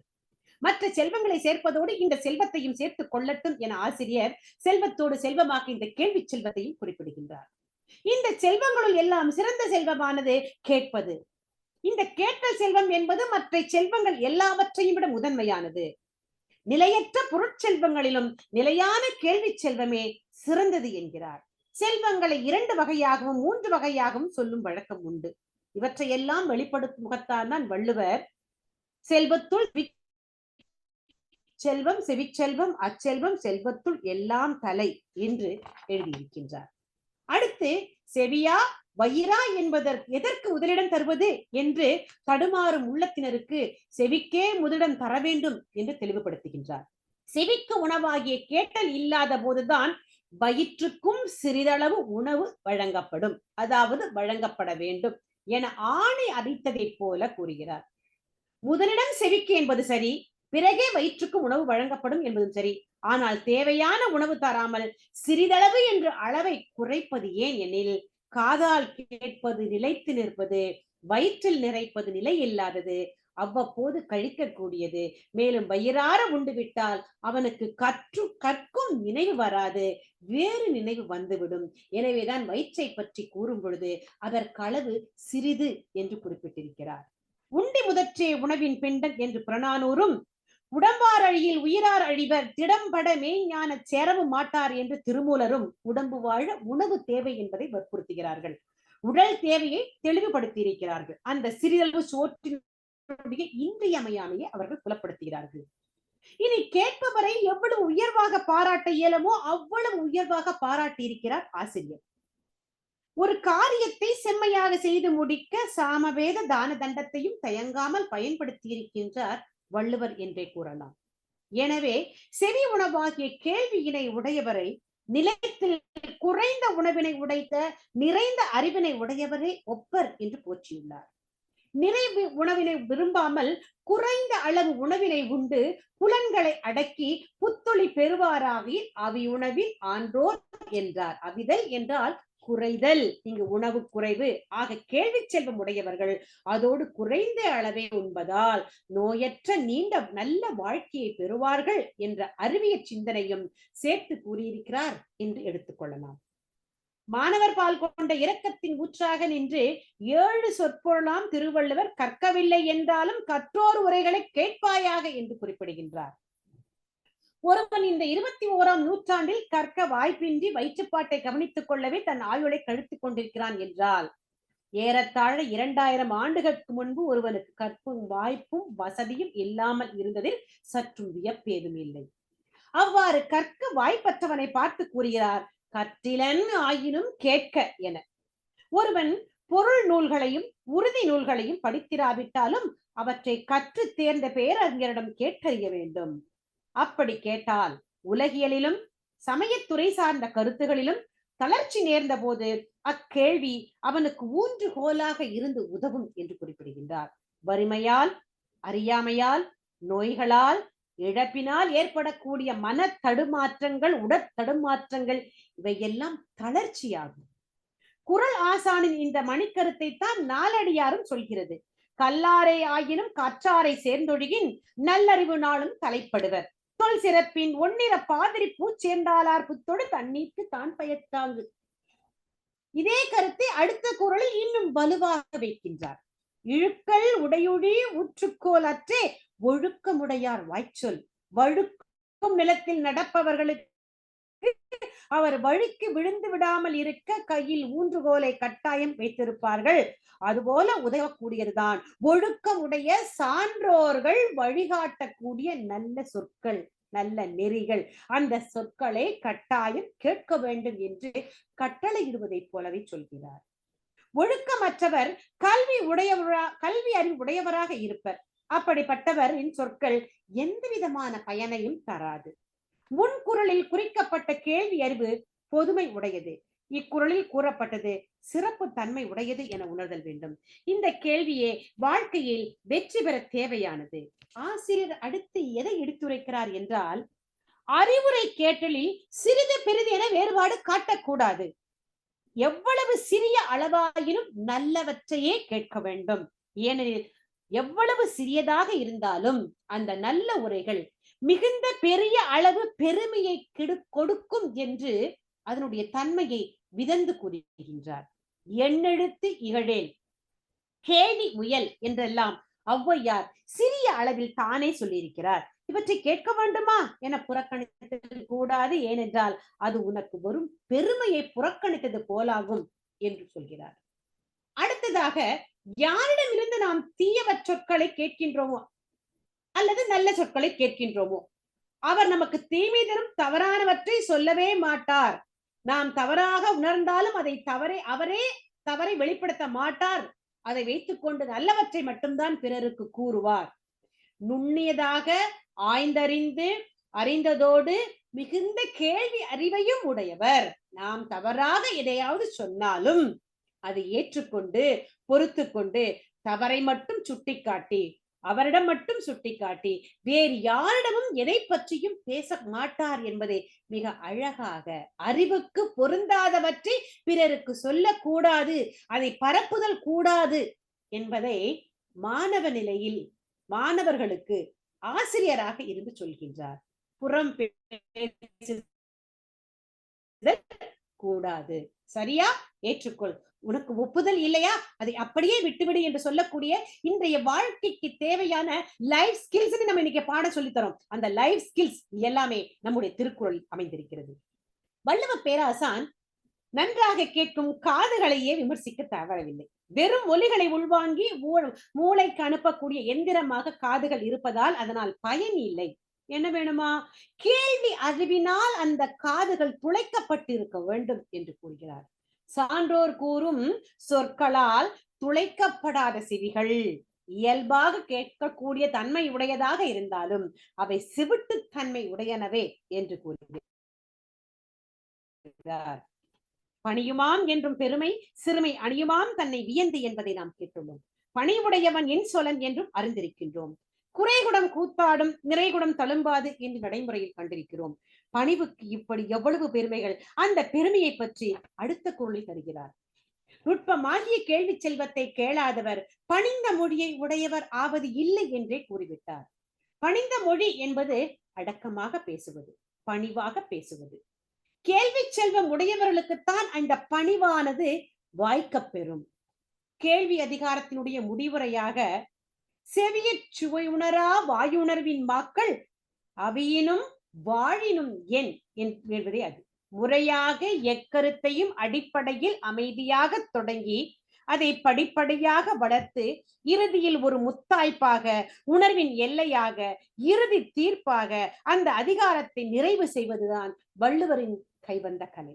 அந்த அடிப்படையில் சான்றோர் அறிவுரைகளை கேட்டு நடந்தால் நல்வாழ்க்கை வாழ்வாய், இல்லையெனில் நீ மனிதனாக இருந்தும் மனிதனாக இல்லாதவனே என்று இடித்துரைக்கின்றார். இனிப்பு, புளிப்பு, துவர்ப்பு போன்ற வாய் உணர்வு கொண்ட நீ கேள்வி அறிவு இல்லாது இருப்பது இருப்பதும் இறப்பதும் ஒன்றுதான் என்று கூறுகின்றார். கல்லாமையின் கொடுமைகளை எல்லாம் பட்டியலிட்ட ஆசிரியர் அதற்கடுத்த அதிகாரத்தில் கல்வியை சொல்கின்றார். ஒரு ஆசிரியர் ஒரு மாணவனுக்கு எந்த வரிசையில் எவ்வவற்றை எப்படி சொல்ல வேண்டும் என்ற தன்மையில் சொல்லி இருக்கிறார் என்பதைத்தான் நாம் பார்த்து கொண்டிருக்கிறோம். கல்வி என்பதற்கு ஸ்டடி, கற்பித்தல், இலக்கியம், அறிவியல், பயிற்சி ஆகிய பொருள்களை தருகிறது ஒரு அகராதி. இந்த கல்வி பரவலாக குறிப்பிடுவதை நாம் அறிவோம். படிப்பு என்பதற்கு அதே அகராதி கல்வி, எஜுகேஷன், வாசிப்பு, ரீடிங், பாடுதல், சிங்கிங் என்ற பொருள்களை எல்லாம் கூறுவதும் இங்கு நாம் நோக்கத்தக்கது. அப்போ கற்க வேண்டிய கலைகளை கற்றுணர்தல் என்கிறார். கல்விக்கு பொருள் கூறும் புலவர் குழந்தையவர்கள். கல்வி கற்பது அரசருக்கு உரிய கடமை. அரசர்களுக்கு கூறப்பட்டதுதான் இந்த அதிகாரம் என்ற துணியில் உரையாசிரியர்களான பரிமேலழகரும் புலவர் குழந்தையும் பாவாணரும் பிறரும் இவ்வண்ணமே சொல்லி சென்றிருக்கிறார்கள். கல்வி அதிகாரத்தை ஆழ்ந்து பயிலாமலே மேலோட்டமாக கண்ணுறுவோரும் கல்வி பற்றி மாந்தர் அனைவருக்கும் வற்புறுத்தவே எழுதப்பட்ட செந்நூல் குறள் என்பதை புரிந்து கொள்ள இயலும். இலக்கணம், கணிதம், வனப்பு நூல், வரலாறு, அறநூல், அரசியல், போர் பற்றிய நூல்களை கற்றுணர வேண்டிய பொறுப்பு அரசனுக்கு. இவற்றுள் அரசியல் போர் பற்றிய இருநூல்களை கற்றுணர வேண்டிய பொறுப்பு அரசனுக்கு. இவற்றுள் அரசியல் போர் பற்றிய இருநூல்களை தவிர ஏனையவெல்லாம் எல்லாருக்கும் பொதுவானவை. அரசியல் நூல் அமைச்சர்களுக்கும், போர் பற்றிய நூல் படைமரவருக்கும், அரசர்களுக்கும் உரியதாகும். எனினும் ஆசிரியர் வள்ளுவர் வேத்தியலை அடிப்படையாக கொண்டு பொதுவியலுக்கும் பொருந்துமாறு பொருளை ஈட்டும் முறையை குறிப்பிடுவதால் இங்கு கல்வி எல்லோருக்கும் பொதுவாக கூறப்பட்டுள்ளது என்று சொல்லலாம். இங்கு கல்வி எல்லாருக்கும் பொதுவாக கூறப்பட்டுள்ளது. ஆம், இன்று அனைவருக்கும் கல்வி, எஜுகேஷன் ஃபார் ஆல் என்ற நடைமுறை ஆசிரியர் வள்ளுவர் காலத்திலேயே சிந்தனை அளவில், கருத்தளவில் பரப்பப்பட்டு விட்டது என்று கூறுவதில் தவறு ஏதும் இல்லை என்று நினைக்கிறேன். மாபெரும் அறிவுலக பேராசான் திருவள்ளுவர் அன்று தன்னை ஒரு எளிய தொடக்கப்பள்ளி ஆசிரியர் என்ற நிலையில் எண்ணிக்கொண்டுதான் குறள்களை எழுதியிருக்கிறார். கற்க கசடர என்று மக்கள் மீது கொண்ட மாபெரும் கருணையினால் அவர் தொடக்கப்பள்ளி ஆசிரியரான பான்மையை நாம் என்னவென்று சொல்வது? குழந்தை பருவத்தில் ஒருவருக்கு கல்வி கொடுத்தால் அது பசுமரத்து ஆணி போல பதியுமன்றோ? எனவே ஆசிரியர் வள்ளுவர் குழந்தைக்கு கற்பிப்பதை போல கற்பிக்கின்றார். கற்க கசடர கற்பவை கற்றபின் நிற்க அதற்கு தக. கற்க வேண்டியவற்றை குற்றமற கற்க வேண்டும். அவ்வாறு கல்வி கற்றபின் அக்கல்விக்கு ஏற்றபடி தகுதியாக நடக்க வேண்டும். கல்வியின் முதல் படி அதுதான். எளிமையான முறையில் குழந்தை உள்ளத்தின் இயல்பினை அறிந்து மேற்கூறியவாறு முதல் பாடத்தை தொடங்குகிறார். இதைத்தான் தமிழ் விடுதூது ஆசிரியர் கற்க என்று சொல்லி தகவென்று சொற்குள்ளே எல்லோருக்கும் புத்தியம்பி கரையேற்ற வல்லாய் உனக்குரைக்க வல்லேனோ என வியந்து கூறியிருப்பதும் இங்கு நோக்கத்தக்கதாக இருக்கிறது. கற்பவை என்பது ஒருவர் தன் மனப்பாங்குக்கும், உடல் நிறைக்கும், உள செயல்பாட்டுக்கும், இயல்புக்கும் ஏற்றவாறு ஒரு தொழிலை தெரிந்து கொண்டு அதற்குரியவற்றை கற்க வேண்டும் என்பதை குறிப்பாக உணர்த்துகின்றார். எண்ணென்று சொல்வனவும் மற்றவற்றை எழுத்தென்று சொல்வனவும் ஆகிய இரண்டும் மக்களுக்கு கண்கள் போன்றதாகும் என அமைதியாக உரைக்கின்றார். பொருள்களை பல வகை அளவைகளால் எண்ணி அறிதல், எழுத்து பொருள்களை எழுதி அறிதல் ஆகிய இவைகள் இலக்கியமும் இலக்கணமும் ஆகும் என்கிறார் வள்ளுவர். அறம் முதலிய 4 பொருள்களாய் அமையும் எல்லா கலைகளும், அறிவியல்களும், எண்ணூலும், இலக்கியமும் என 2 வகுப்பாக பகுக்கப்படும். எண்ணூல் என்பது கணக்கு, அரித்மெட்டிக். கணிதமும் மேத்தமேட்டிக்ஸ் இவை சிறப்பாக எண்களால் அறியப்பெறும் இலக்கியம் என்பது மற்ற எல்லா அறிவுத்துறைகளும் ஆகும். அது பெரும்பாலும் எழுத்தை உறுப்பாக கொண்ட சொற்களால் அறியப்பெறும். இது இன்னும் ஆராய்ந்தால் எழுதப்பட்ட வடிவில் கட்புலன் வாயிலாகவும் எழுதப்படா வடிவில் செவிப்புலன் வாயிலாகவும் அறியப்படும் என்றும் எடுத்துக் கொள்ளலாம். மாந்தர் இனத்தின் முகங்களில் பார்வைக்காக இருக்கும் 2 கண்கள் என்கிறோம் நாம். இல்லை, அவற்றில் பல புண்களை என துணிந்து உரைக்கின்றார் ஆசிரியர் வள்ளுவர். எப்படி? கண்ணுடையார் என்று உயர்த்தி சொல்லப்படுபவர் கற்றவரே, கல்லாதவர் முகத்தில் 2 புண்களை உடையவர் என்று சொல்கின்றார். இரட்டை பொருள்களையும் முக்கால செய்திகளையும் நூல் வழியாக அறியும் அறிவு கண்ணை உடையவர் கண்ணுடையர் என்றும், அதில்லாமல் மாசுபடிந்து உறுத்துவதும் பிழை தோன்றுதல் முதலிய துன்பம் செய்யும் ஊனக்கண்ணை உடையாரை கல்லாரை முகத்தில் 2 புண்ணை உடையவர் என்று கூறியுள்ளார். கல்லாதவன் விழி கண் குருடு போன்றது மட்டுமன்றி நோவும் தரும் தன்மையது என பொருள்படும் வண்ணம் நன்மையும் இன்மையும் தீமையும் உண்மையும் ஒரே சமயத்தில் கூறி கற்றவர் உயர்வும் கல்லாதவர் இழிவையும் கூறி படிக்க தூண்டியுள்ளார். 4வது குறளில் கற்பிப்போர் இயல்பை படம் பிடித்து உள்ளார். அனைவரும் மகிழும்படி கூடி இனி என்று இவரை கூடுவோம் என்று அவர்கள் நினைக்கும்படி நீங்குவதாகிய அத்தன்மைத்தே கற்றோரது கொள்கை என்று கூறுகின்றார். கற்றவர்களுக்கென்று ஒரு பண்பு உண்டு. அந்த பண்பு வெளிப்படுவதை இங்கு பார்க்க முடிகிறது. பொதுமக்கள் கற்றார் கூட்டுறவிற்கு மகிழ்ந்து அவர் பிரியும் போது இனி எப்பொழுது வருவார் என எண்ணுவதால் கல்வி சிறப்புடைய ஒன்றாகும். கற்றவரின் அடக்கம், ஒழுக்கம், இன்சொல், உறுதி, நிறை, அறிவுரை அனைவரையும் இன்புறுத்தலால் அவரை விட்டு பிரிய ஒருவரும் விரும்ப மாட்டார்கள். இத்தகைய உயர்வை பெற வேண்டுமானால் ஒவ்வொருவரும் கல்வி கற்க வேண்டும் என்கிறார். உடையார் முன் இல்லார் போல் ஏக்கற்றும் கற்றார் கடையரே கல்லாதவர். செல்வர் முன் வறியவர் விரும்பி நிற்பது போல ஆசிரியரிடம் விரும்பி நின்று கற்றவரே உயர்ந்தவராவார். அவ்வாறு கல்லாதவர் தாழ்ந்தவர் என சொல்லவும் வேண்டுமா? உற்றுழி உதவியும் உருபொருள் கொடுத்தும் பிற்றை நுனி முனியாது கற்றல் என்றே என்கிறது. இதைத்தான் புறநானூர் ஆரிய அரசன் ஆரிய படை கடந்த நெடுஞ்செழியனுடைய புறப்பாட்டினை சொல்கிறது. ஆசிரியர்களுக்கு பொருள் உதவியும் பணிவிடையும் செய்து கல்வி கற்பது மாணவனுடைய கடமை என்று கூறுகிறது. இப்போது கல்வி உடையவராய் இருப்பவர் முன்தாம் கல்வி உடையர் ஆவதற்கு முன் வறுமை உற்றவர் எவ்வாறு பல துன்பங்களுக்கு ஆளாவார்களோ அவ்வாறு வருத்தப்பட்டு கற்றவரே ஆவார் என்று நாசி கந்தசாமி பிள்ளையினுடைய உரையும் இங்கு நினைத்து பார்க்கத்தக்கது. அடுத்தது மணற்கேணியை உவமையாக பயன்படுத்துகிறார். ஊற்று தோண்டிய அளவு நீர் சுரக்கும், அதுபோல மக்களுக்கு கற்ற அளவே அறிவு உண்டாகும். மணற்கிடங்கை சிறிது தோண்டினால் ஊறும் நீர் போதாது, சற்று ஆழமாக தோண்டினால் போதிய நீர் ஊறும். அதுபோல கல்வியும் சிறிது கற்ற அளவில் அறிவு நிரம்பாது, பேரளவு கற்றால் வேண்டிய அளவு அமையும். அதன் மேலும் கற்பது அவரவர் தேவையையும் விருப்பத்தையும் ஆற்றலையும் நேரத்தையும் பொறுத்தது என்று சொல்லலாம். அடுத்த குறளில் கல்வியின் பயன் அளவிடற்கரியதாக இருக்கும் போது ஒருவன் சாகும் வரை ஏன் கற்றுக்கொண்டே இருக்கக்கூடாது என உரிமையோடு வினா தொடுக்கிறார். ஆடாமல் ஊறாமல் என்னொருவன் சாந்துணையும் கல்லாதவாறு கற்றவனாடுக்கு எந்த நாடும் தன்னாடு, எந்த ஊரும் தன் ஊரு.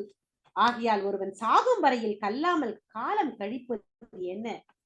ஆற்றவும் கற்றார் அறிவுடையார் அஃதுடையார் நாற்றிசையும் செல்லாத நாடில்லை.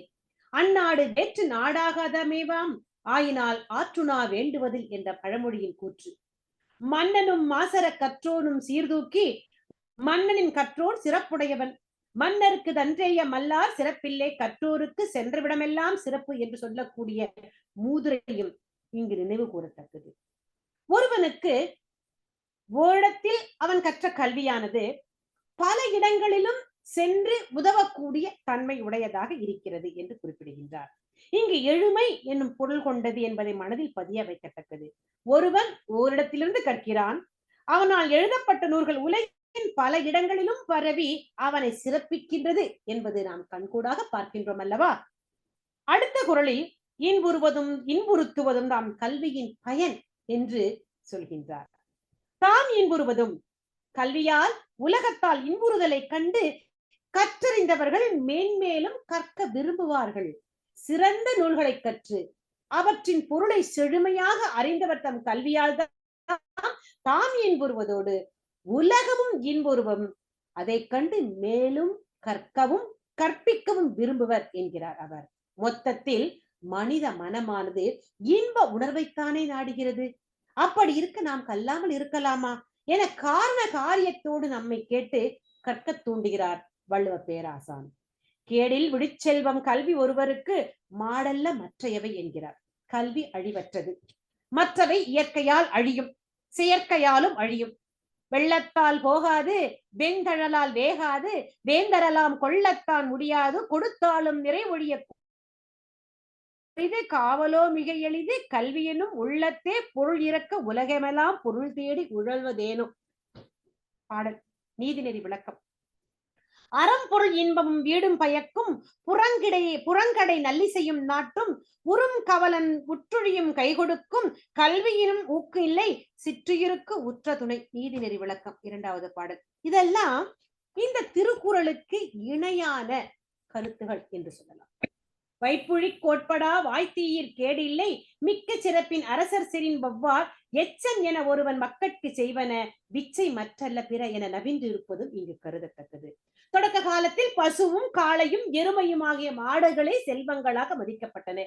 எனவே மாடு என்பது செல்வத்தின் பெயராச்சு. மேநாடுகளிலும் இந்த வண்ணமே மாடு செல்வமாயிற்று என்பதும் மனம் கொள்ளத்தக்கது என்பதையும் டாக்டர் ஜியு போப் அவர்களுடைய திருக்குறளுடைய டிரான்ஸ்லேஷன் படிச்சீங்கன்னா நாம் அங்கிருந்து எடுத்துக்க முடியும். அப்படி பார்க்கும் பொழுது நாம் இப்பொழுது பார்த்ததெல்லாம் பார்க்கும் பொழுது குறளாசிரியர் மறதியின் கொடுமையை பொச்சாமையில் கூறி, மறதியின் கொடுமையை பொச்சாவாமையில் கூறி, படியாமையின் இழிவை கல்லாமையில் புலப்படுத்தி, சான்றோர் சொற்கேட்டலின் இன்றியமையாமையை கேள்வியில் விளக்கி, இறுதியாக கற்றலின் சிறப்பை கல்வியில் கவினுற காட்டி, கல்வியின் இன்றியமையாமையை ஒரு ஆசிரியர் நிலையிலிருந்து ஒரு மனிதனானவன் எப்படி ஒரு மனிதனாக வாழ வேண்டும் என்பதை புரிந்து கொள்வதற்காக ஒரு ஆசானாக இருந்து 1330 குறட்பாக்களிலும் அறங்கள் போதிக்கப்பட்டாலும் ஒரு ஆசானாகி இருந்து ஒரு சராசரி மனிதனுக்கு தேவையான எளிமையான பண்புகளை அவன் பின்பற்றினால் மனிதன் என்பவன் மனிதனாக மாறலாம், மனிதன் என்பவன் தெய்வமாகலாம் என்று சொல்வதை போல வாழ முடியும் என்பதை கூறிய காரணத்தினால்தான் நான் வள்ளுவரை வள்ளுவ ஆசான் என்று எடுத்துக்கொண்டு இன்று இந்த தலைப்பில் இங்கு உரையாடுவதற்காக வந்தேன். இந்த வாய்ப்பிற்கு நன்றி பாராட்டி விடைபெறுகிறேன். நன்றி, வணக்கம். ரொம்ப அருமைமா, அருமையான உரை. பல இலக்கியங்கள், பல மேற்கோள்கள், விரிந்த ஆழ்ந்து அகன்ற படிப்பு, எத்தனை மேற்கோள்கள், நல்ல தயாரிப்பு, அற்புதமா சிந்திச்சு நல்ல கொண்டு வந்திருக்கீங்க. ரொம்ப மகிழ்ச்சிமா, நெஞ்சார்ந்த பாராட்டுக்கள், வாழ்த்துக்கள். அதுலயும் நீங்க சங்க இலக்கியத்திலே தொடங்கி பண்டிட் ஜவஹர்லால், இவர் நம்ம ராதாகிருஷ்ணன், டாக்டர் எஸ் ராதாகிருஷ்ணன், அவர் மிகச்சிறந்த கல்வியாளர்.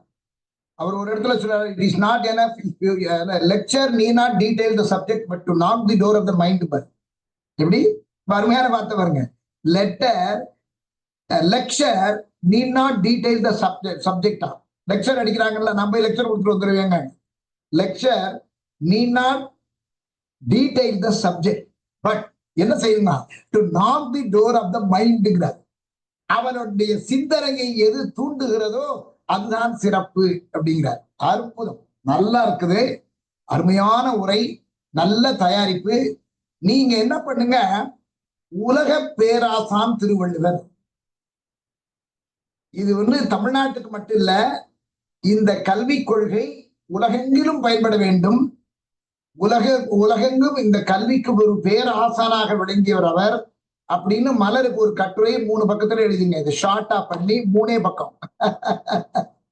என்ன நம்ம மலருக்கு எழுதணும்ல, ரொம்ப நாள் பெண்டிங் உங்கள்கிட்ட, அதை எழுதுங்க. நல்ல ரொம்ப ரொம்ப அருமையான இருந்தது, மகிழ்ச்சிமா, ரொம்ப வாழ்த்துக்கள். அதாவது பல ஆண்டு பழகினாலும் அந்த என்ன அழகா அதை தயாரிச்சு ரொம்ப அற்புதமா பண்ணிருக்கீங்க. நெஞ்சார்ந்த நல்ல நல்ல தகவல்கள், பல இலக்கியங்கள் இருந்து, பல அதுவும் தொல்காப்பியர், நன்னூல் எல்லாத்துல இருந்து கோட்படிருக்கீங்க. நெஞ்சார்ந்த பாராட்டுக்கள், வாழ்த்துக்கள். இப்ப அணுவியல் அறிஞர் கோபாலன் அவர்களை, அவர் ஹைதராபாத்ல இருந்து இணைந்திருக்கிறார். அவர் என்ன சொல்றாருன்னு கேட்க வாங்க, அன்மியூட் பண்றேன்.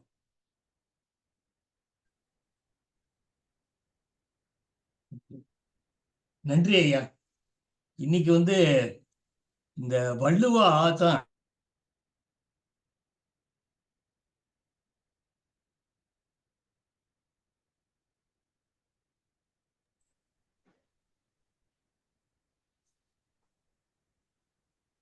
சொல்லுங்க சார், பேசுங்க. உங்களது ஏதோ கட்டாயத்து பிறகு பேசுங்க. வள்ளுவ ஆசான்னு தொடங்குனீங்க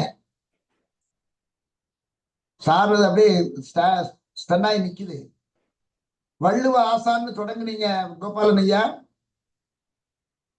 நல்ல தொடக்கம் ஆட்கள் அவரது. வாங்க சொல்லுங்க. மியூட் ஆயிடுச்சு. நடுவில் இது போயிடுச்சது. சரி. ஸோ ஆசான் என்ற சொல் மாணவர்களின் அறியாமை என்ற இருளை போக்கி நல்ல அறங்களை கற்பிப்பவர் என்றுதான் கேள்விப்பட்டுள்ளோம். ஆனால் இன்று சிறப்புரையில் பேராசிரியர் அனுராதா அவர்கள் ஆசான் என்பவர் மாணவர்களின் குறைகளை நீக்குபவர் என்று சொல்லி, மக்களின் குறைகளை நீக்குபவர் என்று சொல்லி திருவள்ளுவர் எவ்வாறெல்லாம் அறங்களை எடுத்துரைக்கிறார் என்று விளக்கினார். ரொம்ப அருமை. பொச்சாவாமை என்றால் மறவாதிருத்தல், சோர்ந்து விடாதிருத்தல் என்று கூறிய அதிகாரத்தில் உள்ள அனைத்து குறள்களும் விளக்கினார். ரொம்ப அருமை. அதோட ஏகப்பட்ட குறள்கள்.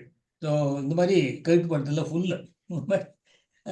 நாமக்கல் கவிஞர் ராமலிங்கம் பிள்ளை அவர்கள் ஆசான் அவர்களுக்கு வரையறை என்று ஒரு 5 பாக்களில் தருகிறார். அது ரொம்ப அருமையா இருக்கு. தாயென அன்பு செய்து தந்தை போல் பரிந்து சொந்த சேயன அனைத்து பேசி செவ்விய அறிவு கூறி தூய நன்னடத்தை கற்க துணையென நடந்து காட்டும் ஆயனற் குணமுலோனே ஆசான் என்று அழைக்கத்தக்கோன்.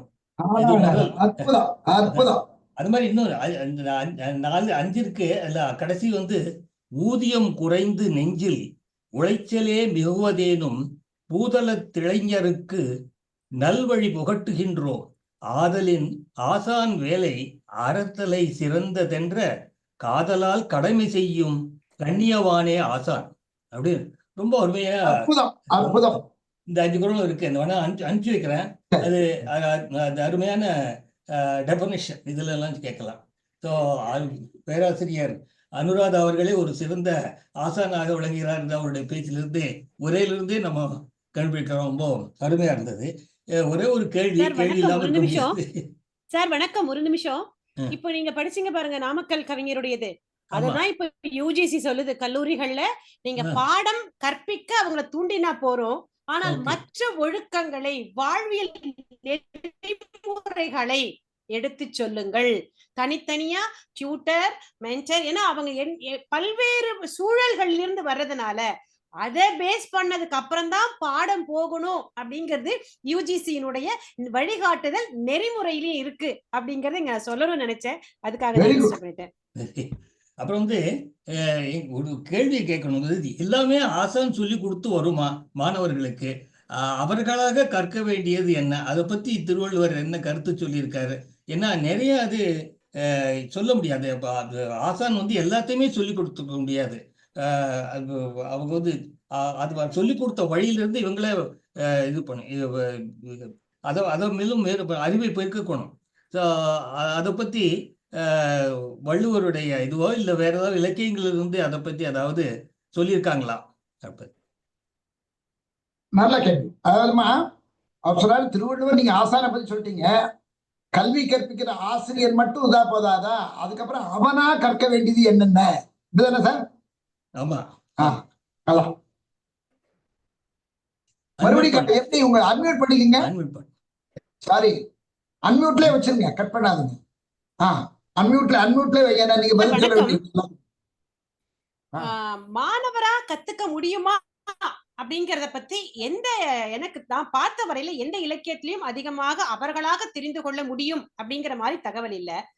ஓரளவிற்கான செய்திகளை, ஒரு களத்தை அவர்களுக்கு அமைத்து கொடுக்க வேண்டும்.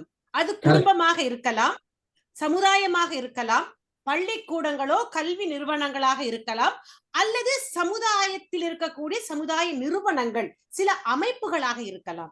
ஏனென்றால் குழந்தைகள் போல செய்தல் என்பதைத்தான் முதலில் கற்றுக்கொள்கின்றன. அறிவியலாளராக உங்களுக்கு அது நன்றாக நாம தான் குழந்தைகிட்ட பப்பு சாப்பிடுறியா, சுச்சு அப்படிலாம் நம்ம பேசுறோம். ஆனா அந்த குழந்தை ரொம்ப தெளிவா அழகாக நாம் எதை பேசுகிறோமோ அதை பேசும். நான் ஒரு அறிவியல் புத்தகத்தில் அதை படித்தேன். அப்போ அது ஏன் அப்ப மழலையா வருதுன்னா, அந்த சொல்லில் சில சொற்கள் நமக்கு சொல்ல வரல அப்படிங்கிறது அது மழலையாக மாறுகிறது. உடனே நாம என்ன நினைச்சுக்கிறோம், குழந்தைக்கு தெரியாது அப்படின்னு நினைச்சுக்கிறோம். வேற இந்த புத்தகத்தை நான் என்னுடைய குழந்தை பிறப்பிற்கு முன்னாடி நான் படிச்சதுனால, என் பொண்ணு பிறக்கிறதுக்கு முன்னாடி படிச்சதுனால, என் குழந்தைகிட்ட நான் எந்த வார்த்தையும் மழலையில பேசவே இல்ல. அவ 7 மாசத்துல பேச தொடங்கினா, பேச தொடங்குறச்சே ரொம்ப தெளிவா பேசினா. மழலை இல்ல. அதாவது மழலை என்பது விளையாட்டுகள்ல இருக்கணும், பேச்சில இருக்கக்கூடாது. நாம இப்பெல்லாம் பள்ளிக்கு போனா கேக்குறாங்க, எம்மா நல்லா சரியா சொல்லி கொடுத்து பழகிட்டீங்களா, பாத்ரூம் வருதுன்னா பாத்ரூம்னு சொல்லி பழகிட்டீங்களா, சாப்பாடு வேணும் சொல்லி பழகிட்டீங்களா, வலிக்கு உடம்பு முடியல சொல்லி பழகிட்டீங்களான்னு கேக்குறாங்க. ஏன்னா நாம தவறாக புரிந்து கொள்ளுதல். அப்போ குழந்தைகள் போல செய்தல் அப்படிங்கறத அடிப்படையாக வைத்துத்தான் குழந்தைகள் வளர தொடங்குகிறது. அந்த நேரத்தில் வீடு, குடும்பம், குடும்பத்தில் இருக்கக்கூடிய பெற்றோர், முதிய பாட்டி தாத்தா, முதியவர்கள் என்று இப்படியாக தொடங்கி அந்த ஆர்வத்தை உருவாக்க வேண்டும். ஆர்வத்தை நாம் கொடுத்து விட்டோமேயானால் குழந்தைகள் தேடி தேடி தேடி தேடி புத்தகங்களை வாசிக்கும், நிச்சயமாக வாசிக்கும். வாசிக்காம பிறப்பிலேயே ஞானம் அடைந்தவர்கள் வெகு சிலர். அது ஆன்மீக பேச்சுக்கு போகும்பொழுது நம்ம அங்கு போக முடியும், ஞானப்பால் அங்க பேச முடியும். நாம இது இங்க பார்க்கும் பொழுது உண்மையிலேயே என்று ரியாலிட்டி அப்படின்னு பாத்தீங்கன்னா, சமுதாயம், வீடு, சமுதாயம், பள்ளி. பள்ளி அதுல பெரிய ரோல் பள்ளிக்கு. ஏன்னா கல்லூரி வரும்பொழுது கூட மாணவர்கள் தெளிவடைந்து விடுகிறார்கள் ஓரளவிற்கு. பள்ளியில டீச்சர் என்ன சொல்றாங்களோ அதுதான் வேத வாக்கு. டீச்சர் ஒருவேளை மறதியில மாத்திருந்தா கூட, அம்மா எங்க மிஸ் இப்படித்தாம்மா சொன்னாங்கன்னு சொல்லும் குழந்தைங்க. அப்போ ஆசிரியர் ரோல், ஆசிரியர்கள் மதிக்கப்பட வேண்டியவர்கள். அந்த கருத்தை முன்வைக்கதான் நான் இன்னைக்கு வள்ளுவ ஆசான் எடுத்ததுக்கான காரணமே. ஆசிரியர்களை கேலி பொருளாக, அவர்கள் எதற்கு திட்ட வேண்டுமோ, அவர்கள் கையில் எங்கு பிரம்பு கொடுக்கப்பட வேண்டுமோ அங்கு கொடுக்கப்பட வேண்டும். கல்வி இல்லை, நூல்கள் இல்லை, நூலகங்கள் இல்லை, பள்ளி இல்லை என்றால் சிறைச்சாலைகள் தான் அதிகமான அளவு இருக்கும். இப்ப நல்லா சொன்னீங்கம்மா. இல்ல என்னுடைய கோபாலன் அவருடைய சிந்தனை என்னன்னா, நானும் அவர் முன்னாடி நான் உள்வாங்கிட்டேன். என்ன சொல்றேன்னா, பார்க்கும்பொழுது செய்திய அப்ப நாம ஏன் கட் ஆகுது? பேசுங்கம்மா, பேசுங்க. திடீர்னு கட் ஆயிடுது. பேசுனது திருப்பி ரிப்பீட் ஆயிருக்கு. எப்படி தெரியல, அதான் தெரியல. சரி, இப்ப அனுராதம்மா பேராசிரியருடைய இவர் சொன்னதுல ஒரு பாயிண்ட் இருக்கு. என்னன்னா, ஆசிரியர் கற்றுக் கொடுக்கிறார், ஒத்துக்கிறோம். மாணவர்கள் ஆசிரியருக்கு சொல்றதை கேட்டுக்கிட்டு அதுக்கப்புறம் இவனா தொடர்வது, அதனுடைய அது பேசு. கேட்கலையா? கேக்குதா? அது அடிப்படை. என்னன்னா, மாணவர் 2 விஷயத்துல பாடம் படிப்பாங்க சார். மாணவர்கள் இந்த ஒரு 25 வருஷம் 30 வருஷம் சர்வீஸ்ல நான் பார்த்தது, மாணவர்கள் 2 விதம். ஒண்ணு பாடத்தை புடிச்சு படிக்கிறவன், இன்னொன்னு ஆசிரியரை புடிச்சு படிக்கிறவன். ஆசிரியரை பிடிச்சிருச்சு அவனுக்கு அப்படின்னு சொன்னா, அந்த ஆசிரியர் கிட்ட தன்னுடைய மதிப்பு குறையக்கூடாது, இமேஜ் போயிடக்கூடாது அப்படின்னு தட்டு முட்டி எப்படியோ முட்டி மோதி படிச்சுட்டு வந்துருவாங்க பசங்க. இல்லைன்னா அந்த பாடத்துல ஈடுபாடு இருக்கணும். சோ இந்த 2த்துல ஏதாவது நிச்சயமான ஒரு ஈடுபாடு இருக்கும். சோ அப்படி இருக்கும் பொழுது அந்த படிப்பை அவர் தொடர்வதற்கான வாய்ப்பு அந்த ஆசிரியரால் உந்தப்பட வேண்டும். மாணவர்கள் எல்லா நிலை மாணவர்களும் தான் வகுப்பறையில இருக்காங்க. இல்லம்மா, இல்ல ஒரே ஒரு செகண்ட். அது என்னத்துன்னா, நீங்க சொல்றது மாற்றே இல்ல, ஆசிரியர் ஒரு அடிப்படை இதா இருக்கார். ஆனா அதுக்கு உதாரணம் என்னன்னா, மகாகவி பாரதியார் இந்து கல்லூரியில படிக்கிறார், ஆசிரியர் சொல்லி கொடுக்கிறார். இந்த ஆசிரியர் என்னன்னா உடுப்பு புடி, அவர் என்ன பண்ணாரு, எல்லாரையும் பாட்டு சொல்றாரு. இவருக்கு பாரதியாருக்கு கோபம் வருது. என்னடா சொன்னதே சொல்லிட்டு இருக்காரு இந்த ஆசிரியர்னு. அவர் சொன்னதே சொல்லி இவருக்கு சொன்ன உடனே அவருக்கு கோபம் வந்துருச்சு. அப்ப என்ன பாட்டு நீ எழுதுங்கிறாரு. என்னன்னா, பாரதி சின்ன பையன், பாரதி சின்ன பையன் அதனால தெரியாம சொல்லிட்டாரு, பாரதி சின்ன பையன் எழுதுங்கிறாரு. பாரதி என்ன பண்ணாரு தெரியுமா, பாரதி சின்ன பையன் படிச்சுட்டாரு முதல்ல. சந்தோஷம். பார் அந்த காந்திமதிநாதனை பார், அதி சின்ன பயல்னு முடிச்சார். இது எதுக்கு நான் அதுதான் I think am I right Gopalan sir? அது கரெக்ட். நான் இத மாதிரி சில பெர்சீவ் பண்றது ஆசிரியர் தவிர அது என்ன சொல்லியிருக்காரு திருவள்ளுவர், அது மாதிரி முடியும். ஏன்னா நிச்சயமா சொல்லியிருக்காங்க திருவள்ளுவர். ஏன்னா கற்றது கற்பிக்கிறது ஒரு வகை. நீங்க அழகா அந்த பாட்டு சொன்னீங்க பாருங்க, எது அதாவது காமுருவ கற்றறிந்தா, அதுக்கு உரிய சரியான சான்று கோபாலன் சார் சொல்றதுக்கு என்னது, அதாவது காமுருவர் கற்றறிந்தார் தாம் இன்புறுவது உலகு இன்புறக் கண்டு காமுருவர் கற்றறிந்தார். அந்த இடத்துல ஆசிரியரோட சொல்லுகிற கல்வி மட்டுமல்லாமல் தாம் கற்கிற, இப்ப நான் ஒரு புத்தகம் படிக்கிறேன், அந்த புத்தகத்துல படிச்சிருந்து வாட் ஐ பர்சீவ், அதுக்கப்புறம் நான் ஒரு உரையை கேட்கிறேன், அதுல வாட் ஐ பர்சீவ், இப்படி பண்ணிட்டு நான் பேசுறத கேட்டு சில பேர் நல்லா இருக்குன்னு இப்ப ஒண்ணு வேண்டாம் நினைக்கிறேன். பாடினதுடைய நோக்கமே என்ன தெரியுமா, கண்ணாடி போல் காட்டுதுன்னு ராஜ்பவன்ல நல்லா பாடியிருக்கேன்னு சொன்ன சண்முகப்பிரி, எனக்கு அந்த ராகம் சண்முகப்பிரியான்னு தெரியாது, நான் பாடிட்டேன். அந்த ராகம் சண்முகப்பிரியா அவனு கண்டு சொன்னவர் கோபாலன், எனக்கு தெரியாது, உண்மையிலே தெரியாது. எனக்கு சொல்லி கொடுத்தது யாரு, நம்ம சந்திரபதி பாலசுப்ரமணியம். அவருக்கு நான் கண்டிஷன் என்ன தெரியுமா, சார் என்ன ராகம் தாளம்லாம் பண்ண சொல்லுங்க, எனக்கு நேரம் கிடையாது, நான் மேடையில போய் பாடணும். ஆனா நான் பாட்டுலாம் பாடி காட்டினேன். எது திருப்புகழ் எல்லாம் நான் என்னெல்லாம் வாய் பாட்டா கேள்வி ஞானத்துல நான் என்ன கத்துக்கிட்டேனோ அதை பாடி காட்டினேன். உங்களுக்கு தெரியும் சந்திரபதி பாலசுப்ரமணியத்தை பாடி காட்டினேன். அவருக்கு உள் வாங்கிக்கிட்டு, சில பேர் சொல்லி தர மாட்டாங்க, அவர் உள்வாங்கிக்கிட்டு எனக்கு 75 பாட்டு சொல்லி கொடுத்தார். அப்ப சந்தோஷமா சொல்லி கொடுத்தாரு. என்ன சொன்னார்னா, நான் சொல்றதுக்கு 10 படி நீ முன்னாலே போறப்பா, நீ போ அப்படின்னா 75 பாட்டு அவர் கைப்பட எழுதி கொடுத்துருக்கிறாரு. ஏன் இதை சொல்றேன்னா, அதைத்தான் அவர் சொல்றாரு, தாம் இன்புறுவது உலகு இன்புற கண்டு. இன்னொன்னு எனக்கு அந்த வார்த்தை ரொம்ப பிடிச்சது, காமுறுவருங்கிறார். ஏன் காமுறுவர்னு சொல்லணும்? அதுல அந்த காமுறுதல்ங்கிறது இந்த மிகுதியான விருப்பம், காதலுக்கு அடுத்த நிலை. காதல் அன்பு, இது பேரன்பு, பேராசை, பெரிய விருப்பம். அந்த விருப்பத்துக்கு ஈடு இடைகிறது இல்ல. சரி, இப்ப அதுதான் சொல்லி நிச்சயமா நம்ம கண்டுபிடிக்கலாம். அவரு சொல்ல வந்த என்ன சார் அது கோபாலன் அதுதானே? ஆமா கரெக்ட். இப்போ இது ஐஐடில இப்போ இவங்களுக்கு நம்ம எஸ்எல்சி வரைக்கும் படிக்கிறது ஒரு மாதிரி, +2 வரைக்கும், அதுக்கப்புறம் இந்த காலேஜுக்கு போனா அவங்க ஐஐடில எல்லாம் கூட அவங்க எல்லாமே சொல்லி தர மாட்டாங்க. இவங்களால அதை புரிஞ்சுக்கிட்டு அதை அப்ளை பண்ற அந்த மாதிரி அதுல மாறிடுவாங்க, அந்த முறைக்கு மாறிடுவாங்க. அதனால அந்த அனுபவமோ இல்ல அவங்களா படிச்சு தன்னுடைய முயற்சியால் அறிவு வளர்க்கிறதோ அந்த பழக்கம் எல்லாம் அப்போ வந்துடுது. ஸோ அதை பத்தி தான் நல்ல பாயிண்ட். இல்ல இன்னொரு கருத்து இந்த இடத்துல நானும் சொல்ல விளையிறேன். என்னன்னு கேட்டீங்கன்னா, என் பையன் டிஏவி படிச்சான். நான் உங்களுக்கு தெரியும், நம்ம ஆளுமை வளர்ச்சி பயிலரங்கம் நடத்தியிருக்கோம்ல, பிடிசின்னு சொல்லுவோம், பர்சனாலிட்டி டெவலப்மெண்ட் சார்ட். ஞாபகம் வாசிக்க மேடம், அந்த குழந்தைகளுக்கெல்லாம் பர்சனாலிட்டி டெவலப்மெண்ட் சார்ட் போடு, மறுநாள் சார்ட்டை கொண்டு எல்லாத்தையும் காட்டணும், அதுக்கு சிறந்த சார்ட் வாங்கணும், பரிசெல்லாம் கொடுத்துருக்கோம். அந்த சார்ட் பண்ண மாதிரி என்ன பண்ண, திடீர்னு பேரண்ட் டீச்சர்ஸ் மீட்டிங் டிஏவில போட்டிருந்தாங்க, நானே ஒய்ஃப் போடுறேன். அப்ப நான் சொன்னேன், ஒய் டோன்ட் யூ கிரியேட் ஒரு உங்களுடைய எக்ஸாமினேஷனுக்காக ஒரு அட்டவணை தயாரிக்க கூடாது, யூ ப்ரிப்பேர்னு நான் சஜஸ்ட் பண்ணிட்டு, அதே சஜஷனை வீட்டுக்கு என் பையனுக்கு ஒரு சார்ட் போட்டு கொடுத்துட்டேன். நான்லாம் சொல்லிலாம் கொடுக்கல, பையனுக்கு சார்ட் போட்டு கொடுத்ததோட சரி. முரளிக்கு அவன் நல்லா பண்ணிட்டு ராஜஸ்தான்ல போய் பிட்ஸ்பிலானில போய் படிக்க போனான். அவன் சொன்னா, அப்பா நீங்க கொடுத்த சார்ட் எனக்கு இப்ப பயன்படுது, இப்பதான் நான் உணர்ற அந்த சார்ட்டினுடைய பெருமை தான். உண்மையிலே நான் மகிழ்ச்சி அடைகிறேன், சந்தோஷமா சொல்லுவேன்.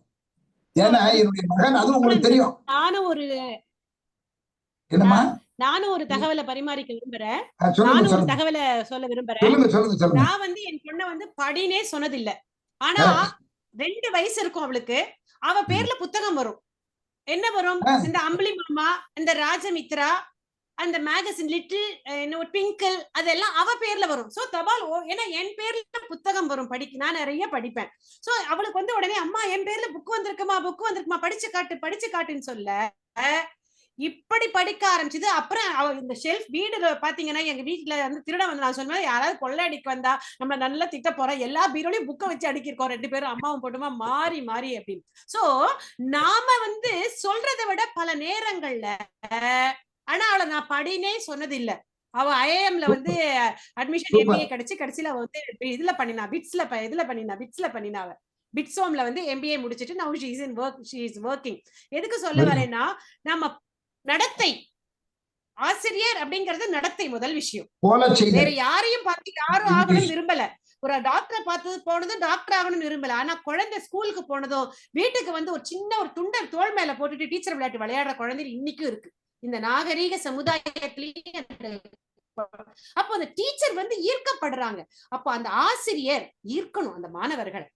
அந்த வேலையை செஞ்சுட்டா போறாங்க, சும்மா அப்படி ட்ரிகர். அதனாலதான் லெக்சரர்னு பேரு. வெறும் லெக்சர் நான் தான் சொல்லுவேன் பசங்க கிட்ட, அம்மா என் வேலை அந்த தலைப்புல நான் ஒரு ஓவராலா லெக்சர் கொடுக்கணும், நீதான் அதுக்குள்ள எங்க ஈர்க்கப்படுறியோ அதுல ஆழங்கால் படணும் அப்படின்னு சொல்வேன். நமக்குதான் தெரியும் எங்க அந்த சிற்பத்துல வந்து தட்டணும் அப்படின்னு சொல்லிட்டு. சரியான விளக்கம். அதனால வள்ளுவர் இது ஒரு நல்ல பாயிண்ட் சார். நீங்க சொன்னீங்கல்ல, அது இன்னொரு தலைப்பா வரப்போகுது. யாரு கோபாலன் கேட்ட கேள்வி இன்னொரு தலைப்பு கொண்டு வரணும்ல, இது ஒரு நல்ல பாயிண்ட். அதுதான் பெர்சீவ் தாட்ஸ். அதுல இருந்து நீ என்ன இன்ஃபர் பண்ற, சரிதானா? Perseverance, inference. அப்ப அந்த இன்ஃபரன்ஸ பத்தி ஒரு தனி டாக். அதை திருவள்ளுவர் என்ன சொல்லியிருக்கிறாரு, அது அடுத்த தலைப்பு கொடுக்கலாம் சார். நல்ல தலைப்பு. வாசிக்கும் மேடம் வாங்க. அனைவருக்கும் வணக்கம். உண்மையான அருமையான ஒரு உரை. இது வந்து எல்லா குழந்தைங்களும் கேட்கணும். அவங்க என்ன வள்ளுவர் ஆசான்கிறது முதல்ல விளக்கமே சொல்லிட்டாரு. ஆமா, அதாவது குற்றங்களை நீக்குபவர்.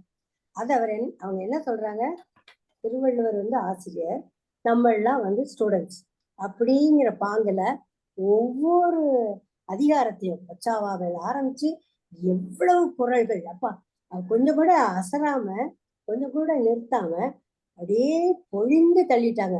அதுல நீங்க அவர்கள் சொன்ன மாதிரி எவ்வளவு இலக்கியங்களை அவங்க கொண்டாந்தாங்க. ஔவையார், திருமூலர், புறநானூறு, நாலடியார், மணிமேகலை, நீதி நெறி விளக்கம், அப்படியே அத்தனை இலக்கியத்தையும் கொண்டாந்துட்டாங்க.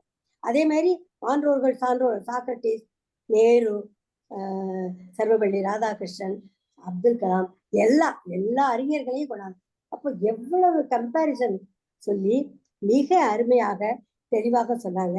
அதுவும் நம்ம கடைசியா முடிச்சது, கேடில் விழிச்செல்வம் கல்வி ஒருவருக்கு மாடல்ல மற்றவை.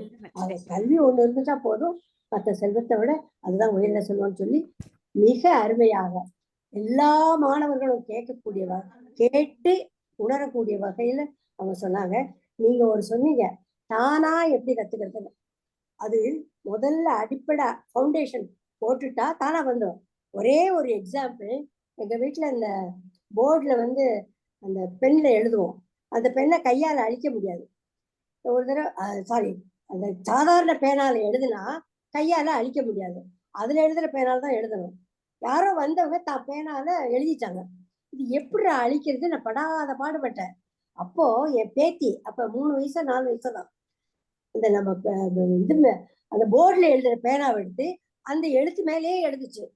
அது எழுத அழிஞ்சிச்சு. யாரு சொல்லி கொடுத்தா சொன்னோம் இல்ல, இப்படிதான் தானா கத்துக்காது. இது ஒண்ணுதான் உதாரணமா சொல்லி, நிச்சயமா நல்ல ஆசிரியர்களும் நல்ல பெற்றோர்களும் இருந்தா எல்லா குழந்தையும் அறிவாளியான குழந்தைகள் தான் அப்படின்னு சொல்லிக்கிறேன். அடுத்து நான் மென்பொருள் அன்பர் நம்ம கருணாநிதி என்ன சொல்றான்னு கேட்போம். அன்மியூட் பண்ணு. அனைவருக்கும் வணக்கம் ஐயா. வணக்கம் அம்மா. பேராசிரியர் அனுராதா அம்மா அவர்களுக்கு மாலை வணக்கம். வணக்கம் சார். வள்ளுவ ஆசான், அருமையான தலைப்பு மேன். ஆக்சுவலி இன்னைக்கு ஒரு நிறைய விஷயங்கள் இன்னைக்கு வந்து கொடுத்தீங்க. என்சைக்ளோபீடியாவில் அச்சடித்த காகிதங்கள் தான் பல தகவல்கள் இருக்கும். நம்ம மயிலை திருவள்ளுவர் தமிழ் சங்கத்துல ஒரு என்சைக்ளோபீடியாவா வந்து ஐயா வந்து கிரியேட் பண்ணிட்டு இருக்கிறாங்க. அதாவது ஒரு தலைப்பை கொடுத்துட்டு அதுக்குள்ளார போய் அந்த டிஸ்கிரிப்ஷன் யூடியூப் சேனல்ல போய் நம்ம மயிலை திருவள்ளுவர் சங்கத்துக்குள்ளார போய் நம்ம தேடுனா என்னதான் தகவல் கிடைக்குமா அப்படின்னா அந்த அளவுக்கு அறிவியல் அரங்கமா இருக்கட்டும், சிந்தனை அரங்கமா இருக்கட்டும், ஐயா வந்து தலைப்புகளை தேடி பிடிச்சு அதுக்கான சிறந்த பேச்சாளர்களை கொடுக்குறாங்க. இன்னைக்கு உங்களோட உரை பாத்தீங்கன்னா ஏகப்பட்ட நீங்க வந்து சங்க இலக்கியங்கள்ல ஒரு ஒப்பீடுகளை வந்து கொடுத்துறது வந்து ரொம்ப பல தகவல்கள் இன்னைக்கு நாங்க தெரிஞ்சுக்கிட்டோம். அது மட்டும் இல்ல, இப்ப நீங்க பேசும்போது கூட கோபாலன் ஐயா கேட்ட கேள்விக்கு எங்களுக்கு தனிப்பட்ட முறையில ஒரு அனுபவங்கள் உண்டு. அதாவது கம்ப்யூட்டர்ல வந்து நாங்க படிக்கும்போது ஆரம்ப காலகட்டத்துல வந்து அன்னைக்கு இருந்த பேசிக், கோபால், பாஸ்கல், ஃபோர்ட்ரான் இந்த பேப்பர்ஸ் மாத்திரம் தான் நாங்க அடிப்படையில படிச்சிருப்போம். ஆனா இன்னைக்கு அது இருக்கா அப்படின்ற நடைமுறையில இருக்கா அப்படின்னா இன்னைக்கு அது இல்ல. ஆனா இன்னைக்கு வந்து பாத்தீங்கன்னா நான் லிஸ்ட் சொல்லலாம். பொருளாக அப்படின்னு ஒரு இது, C++, Fortran, Java script, Java core, Java, Oracle, PHP, my admin. So இந்த மாதிரியான பேப்பர்கள் இன்னைக்கு வந்து பைத்தான் ஸ்கிரிப்ட் வரைக்கும் நாங்க தெரிஞ்சு வச்சிருக்கிறோம். என்ன அப்படின்னா அந்த கோர் அடிப்படையான விஷயங்கள் என்ன இருக்கு, அதுல இருந்து கம்பாரிஷன் ஸ்டடிஸ் தான். அது அன்னைக்கு நாங்க படிச்சிருக்கும் போது நீங்க இன்னைக்கு அந்த ஐயா கேட்ட கேள்விக்கும் நாங்களா சுயம்பா வந்து மேற்கொண்டு எங்களை நாங்க உற்பத்தி பண்ணிக்கிட்டதுக்கும் அதுதான் அந்த இது. சோ அது ஐயா நல்ல இன்னைக்கு அருமையான விளக்கங்கள் சொன்னேன். அது ரொம்ப எனக்கு தனிப்பட்ட முறையில எனக்கு ஒரு பெரும் மகிழ்ச்சியா இருந்தது. நன்றி. இனிமையான மாலை பொருள் அருமையான உரையை கேட்டதுக்கு தந்ததற்கு மகிழ்ச்சி. வணக்கம் ஐயா, இந்த நிகழ்ச்சி ஏற்பாடு செய்தமைக்கு நன்றி. நன்றி.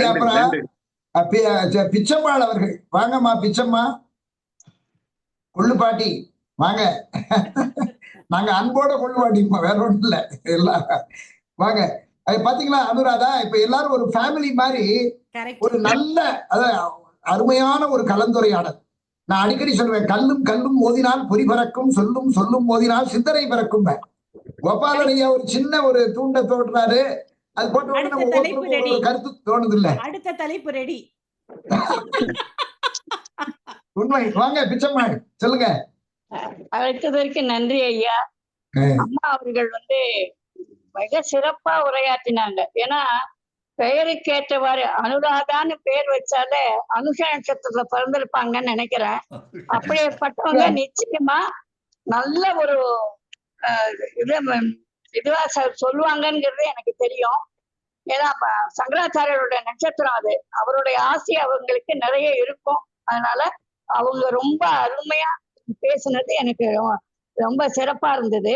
அடுத்தது வந்து வள்ளுவ ஆசான், வள்ளுவரை பத்தி சொல்லவே வேண்டாம், நிறைய சொல்லியிருக்காரு. அவரோட ஆசிரியரை பத்தி அவங்க எடுத்துனது இது வந்து ரொம்ப அருமையா இருந்தது. அதாவது குற்றங்களை நீக்குபவர், ஒரு ஆசிரியரா இருக்கிறவர் எப்படியெல்லாம் இருக்கணும் அப்படிங்கிறத ரொம்ப.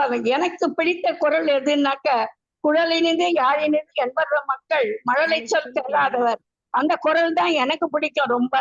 ஏன்னா குழந்தையில இருந்து அந்த குழந்தைகளுக்கு நம்ம வந்து எவ்வளவு வார்த்தைகளை நம்ம பேசும்போதே சட்டமா ரொம்ப தீர்க்கமா பேசினோம்னா நிச்சயமா அந்த குழந்தைகளும் அந்த பேச்சை எடுத்து பேசுவாங்க. அப்புறம் அந்த கற்பித்தலை பத்தி சொன்னாங்க, எப்படி இருக்கணும், அதாவது கற்றுக் கொடுக்குற ஆசிரியர் வந்து எப்படி இருக்கணும்ங்கிறத சொன்னாங்க. அதுக்கப்புறம் வந்து அந்த கற்பிக்க இயல்பு வந்து தானாக வரணும்.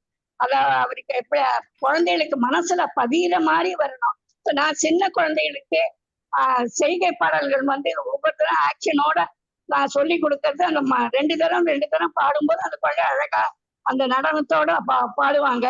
அந்த சிறு வயதுல இருந்து அந்த குழந்தைகளுக்கு அந்த இது உற்சாகம் அடிக்கும். அதே மாதிரி திருவள்ளுவர் வந்து அறிவுச்சுடரை ஏற்றினார், நமக்கு அறம்பொருள் இன்பத்தை சொல்லி நமக்கு அறிவுச்சுடரை ஏற்றினான்னு சொன்னாங்க. அடுத்தது சுருங்க சொல்லி விளங்க வைத்தார். நிச்சயம் அவர் 2.25 அடியில சொன்னாலும் ஒவ்வொரு குரலையும் ரொம்ப அருமையா சொன்னாங்க. அதாவது அவர் நிச்சயமா அது ஒரு அறிவு களஞ்சியம் தான் அப்படின்னாங்க. அப்புறம் வந்து நம்ம கடமையை செய்தா மறக்கக்கூடாது. எங்களுடைய வாசகமே என்னன்னா, கடமையை செய் உரிமையை எதிர்பார்க்காது அப்படிங்கிற ஒரு இதில் தான் நாங்க எல்லா வேலையிலும் நாங்க செஞ்சிருக்கோம். அதனால இந்த அற உண்மைகளை வந்து பலவிதமாக வள்ளுவர் கூறி இருக்கிறதை எடுத்து பல உதாரணங்களோட எடுத்து சொன்னாங்க. அடுத்தது வந்து பச்சாமை அதிகாரம், கல்வியில் வந்து நிச்சயமா சிந்தனை ரொம்ப தேவை. கல்வி அதிகாரத்துல பத்தி சொன்னாங்க. அப்ப சங்க இலக்கியங்கள்ல பல உதாரணங்களை சொன்னாங்க. அதாவது கேட்டுக்கிட்டே இருக்கலாம் போல இருந்தது எனக்கும் அவங்க சொல்ல. அடுத்தது வந்து கல்லாதவர் எப்படி அமைதியாக இருக்கணும், அந்த இடத்துல வந்து எதை பேசணுமோ அதை பேசணும் அப்படின்னு சொன்னாங்க. அடுத்தது வந்து நாலடியார்ல உதாரணங்கள்லாம் கூறியிருந்தது ரொம்ப அருமையா இருந்தது. கட்டளை கேட்டலே நன்று. அதாவது செவிக்கு உணவு இல்லாத சரி வயிற்றுக்கு ஈரப்படும்னுவாங்க. அந்த செவிக்கு உணவு கண்டிப்பா நமக்கு செல்வத்தும் செல்வம் செவி செல்வம், அந்த செல்வம் தான் நமக்கு முக்கியம். அதாவது சொல்றதை விட கேட்கறது ரொம்ப நல்லதுதான், அப்படிதான் நான் நினைக்கிறேன். ஏன்னா நான் பேசுறதை விட கேட்டுட்டே இருக்கணும்னு தான் என்னுடைய ஆசை. அடுத்தது குறைகுடம் கூத்தாடும் நிறைகுடம் தழும்பாது, அந்த உதாரணம் ரொம்ப அருமையா இருந்தது. கல்வி என்பது அதாவது பொருள் கூறியது ரொம்ப அருமை. இலக்கணம், கணிதம், அரசியல் மனத்துக்கு தெரிந்து வைத்திருக்கணும். அப்பதான் கல்வி எல்லோருக்கும் பொதுவானது. அதை முறையா பயன்படுத்தணும். அப்புறம் குழந்தைகளுக்கு கற்பித்தால் அது பசுமரத்தாணி போல பதியும். நிச்சயமா சிறு வயதிலிருந்து அது பதியணும். எண்ணும் எழுத்தும் கண்ணனத்தக 2 கண்களாக நம்ம பாவித்து கற்றுக் கொடுக்கணும். கற்றவர்களுக்கு உள்ள பண்புகளை கூறியதாக கேடில் விழிச்செல்வம் பற்றி சொன்னாங்க. அது மனிதனாக எப்படி வாழ வேண்டும் என்பதை வள்ளுவ பெருமானை எடுத்து கூறினாங்க.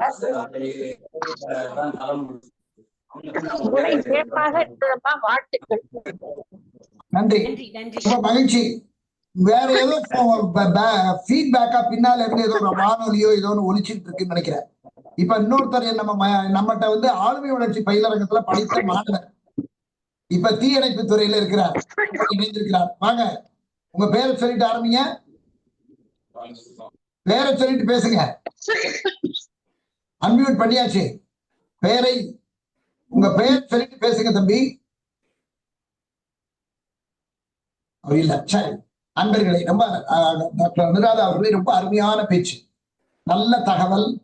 இதை எனக்கு நீங்க கட்டுரை வடிவில் இருந்ததுன்னா அதை உடனே வேர்ட் ஃபார்மேட்ல அனுப்பி விடுங்க. இருக்குல்ல, வச்சிருக்கீங்களா? எனக்கு அனுப்பி விடுங்க. ஏன் தெரியுமா, நம்ம நான் ஒரு 30 பக்கம் தயாரிச்சேன், நீங்க ஒரு 3 பக்கம்ல அது வேற. சிச்சி, 3 பக்கம் எதுக்குன்னா நல்லா கவனிங்க. 30 பக்கத்தை நீங்க அப்படியே அனுப்புங்க. 3 பக்கம் உலக நம்ம ஆண்டு மலருக்கு 2000 அதாவது இந்த அடுத்த ஆண்டு வர ஜனவரி மாசம் 18ஆம் தேதி பாரதிய வித்யாபவன்ல மலர் வெளியீட்டு விழா. அது அதுக்கு என்ன பொது தலைப்புன்னா உலக பொது நூல் திருக்குறள். எனக்கு ரொம்ப பிடிச்சது என்னன்னா, நீங்க ஆசான் நல்ல பேரை சொல்லி உலக பொது ஆசான்ங்கிறத நீங்க அந்த உலகத்தோட கொண்டு வாங்க. உலக பேராசான் வள்ளுவன். ஆமா, உலக பேராசான் வள்ளுவன் அப்படின்னு போட்டு ஒரு இதை சுருக்கி இதை கீ வேர்ட்ஸ் எடுத்து தொகுத்து எனக்கு ஒரு 3 பக்கம் உடனே அனுப்புங்க. It is already late. October 31 தான் லாஸ்ட் டேட் சொல்லியிருந்தோம். கோபால நீங்க அனுப்பிட்டீங்களா? நீங்க அனுப்பிட்டீங்க, மேடம் அனுப்பிட்டாங்க, பிச்சம்மாள் அனுப்பல. ஏன் அப்படி? பிச்சம்மாள் அனுப்பணும். அதனால நீங்க அனுராதா உலக பேராசான் திருவள்ளுவர் அந்த தலைப்பில் அனுப்பிடுங்க. அப்புறம் இன்னொரு வேண்டுகோள், வாசுகி மேடம், தலைப்பு என்ன? உலக திருக்குறள் இது திருக்குறளின் சமன்பாடுன்னு சொல்றாருல, அந்த சமநிலையை கூட வேற ஒரு தலைப்பை கொடுத்துக்கலாம். வெறும் அந்த சமன்பாடு புரிய மாட்டேங்குது. அந்த அடிப்படையில அதாவது எல்லாத்தையும் பொதுன்னு சொல்லுது, அவ்வளவுதான். நீங்க ஒரு நல்ல அந்த மேடம் பேசுவாங்க உங்கள்கிட்ட. இன்னொரு போன் நம்பர் கொடுத்துருங்க, அனுராதாவோட போன் நம்பர். நான் அதை அனுப்பிடலாம். நான் உங்களுக்கு அனுப்பி விட்டுறேன். நான் அனுப்பிடுறேன், உடனே அவங்களுக்கு அனுப்பிச்சிடுறேன். சரி, அவங்களுக்கு சொல்லி நீங்க அவங்களும் இது பண்ணுவாங்க. நான் உங்க பேரை ஏற்கனவே சஜஸ்ட் பண்ணிட்டேன். அது ஜனவரி 5ஆம் தேதி ஒரு நிகழ்ச்சி, அதுக்காக. சரியா அனுராதா? ரொம்ப மகிழ்ச்சி. நல்ல அவங்களுக்கு கூட ரொம்ப குறைஞ்ச காலம் தான் கொடுத்தேன். என்னுடைய நெருக்கத்தின் காரணமாக எல்லாத்தையும் கூப்பிட்டு சொல்றது, நான் தலைப்பு சொல்றது, அதை பண்ணுங்க இதை பண்ணி சொல்லி கிடைச்சது. I am happy you have taken a decision. செம்பொருளா மெய்ப்பொருளா அது கொஞ்சம் இன்டெப்தா போகணும். இப்ப இந்த குருவுக்கு இப்ப ஆசிரியர் வேற, குரு வேற. ஆமா, சரிதா? நான் இப்ப குரு ஆசிரியர் வேற, குரு வேற. இப்ப திருவள்ளுவரை ஒரு குருவாக பார்த்து அது ஒரு உரை கொடுக்கலாம். என்ன, இப்ப ஒரு இன்ஃபரன்ஸ் வார்த்தை அருமையா இன்னைக்கு தாட்டை கொடுத்துட்டாரு கோபாலன் அவர்கள். அதனால அதை பத்தி சிந்திக்க ஆரம்பிச்சாச்சு இப்போ. அதனால எப்பவுமே உண்மையிலே நம்ம அந்த கூலிங்கிற இது எனக்கு அன்னைக்கு சுதாசேஷன் பேசும்போதுதான் எனக்கு டக்குன்னு ஒண்ணு தோணுச்சு. உடனே போய் சொன்னேன், அது நல்லா கிளிக் ஆச்சு. அது மாதிரி நமக்கு சிந்தனைகள் ஒரு ஸ்பார்க் அந்த நேரத்துல வர்றது. அதை நம்ம விடக்கூடாது. அதுக்கப்புறம் அதை டெவலப் பண்ணணும். அப்படி பண்ணும்போது இன்னும் சிறப்பாக வந்துடும். ரொம்ப மகிழ்ச்சி. எனவே இந்த அரங்குக்கு உங்களுடைய நேரத்தை மிகுதியா செலவிட்டு கிட்டத்தட்ட 1.25 மணி நேரம் நம்மளோட இருந்திருக்காங்க. பல்வேறு இன்னைக்கு அரசு பணியில பணி செய்யறாங்க. அந்த பணியை விட்டு நமக்காக நம்ம நேரத்துக்கு வந்ததற்காக மீண்டும் அவர்களுக்கு நன்றி சொல்லி, அதுவும் நம்முடைய சிந்தனை எல்லாம் சிரிக்க வைக்கும் வகையில பேசியிருக்காங்க. அதுதான் அவர்களுடைய நல்ல மாண்பமை பேச்சு.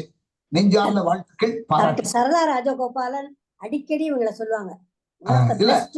She is a very good worker. I know her for more than 35 years.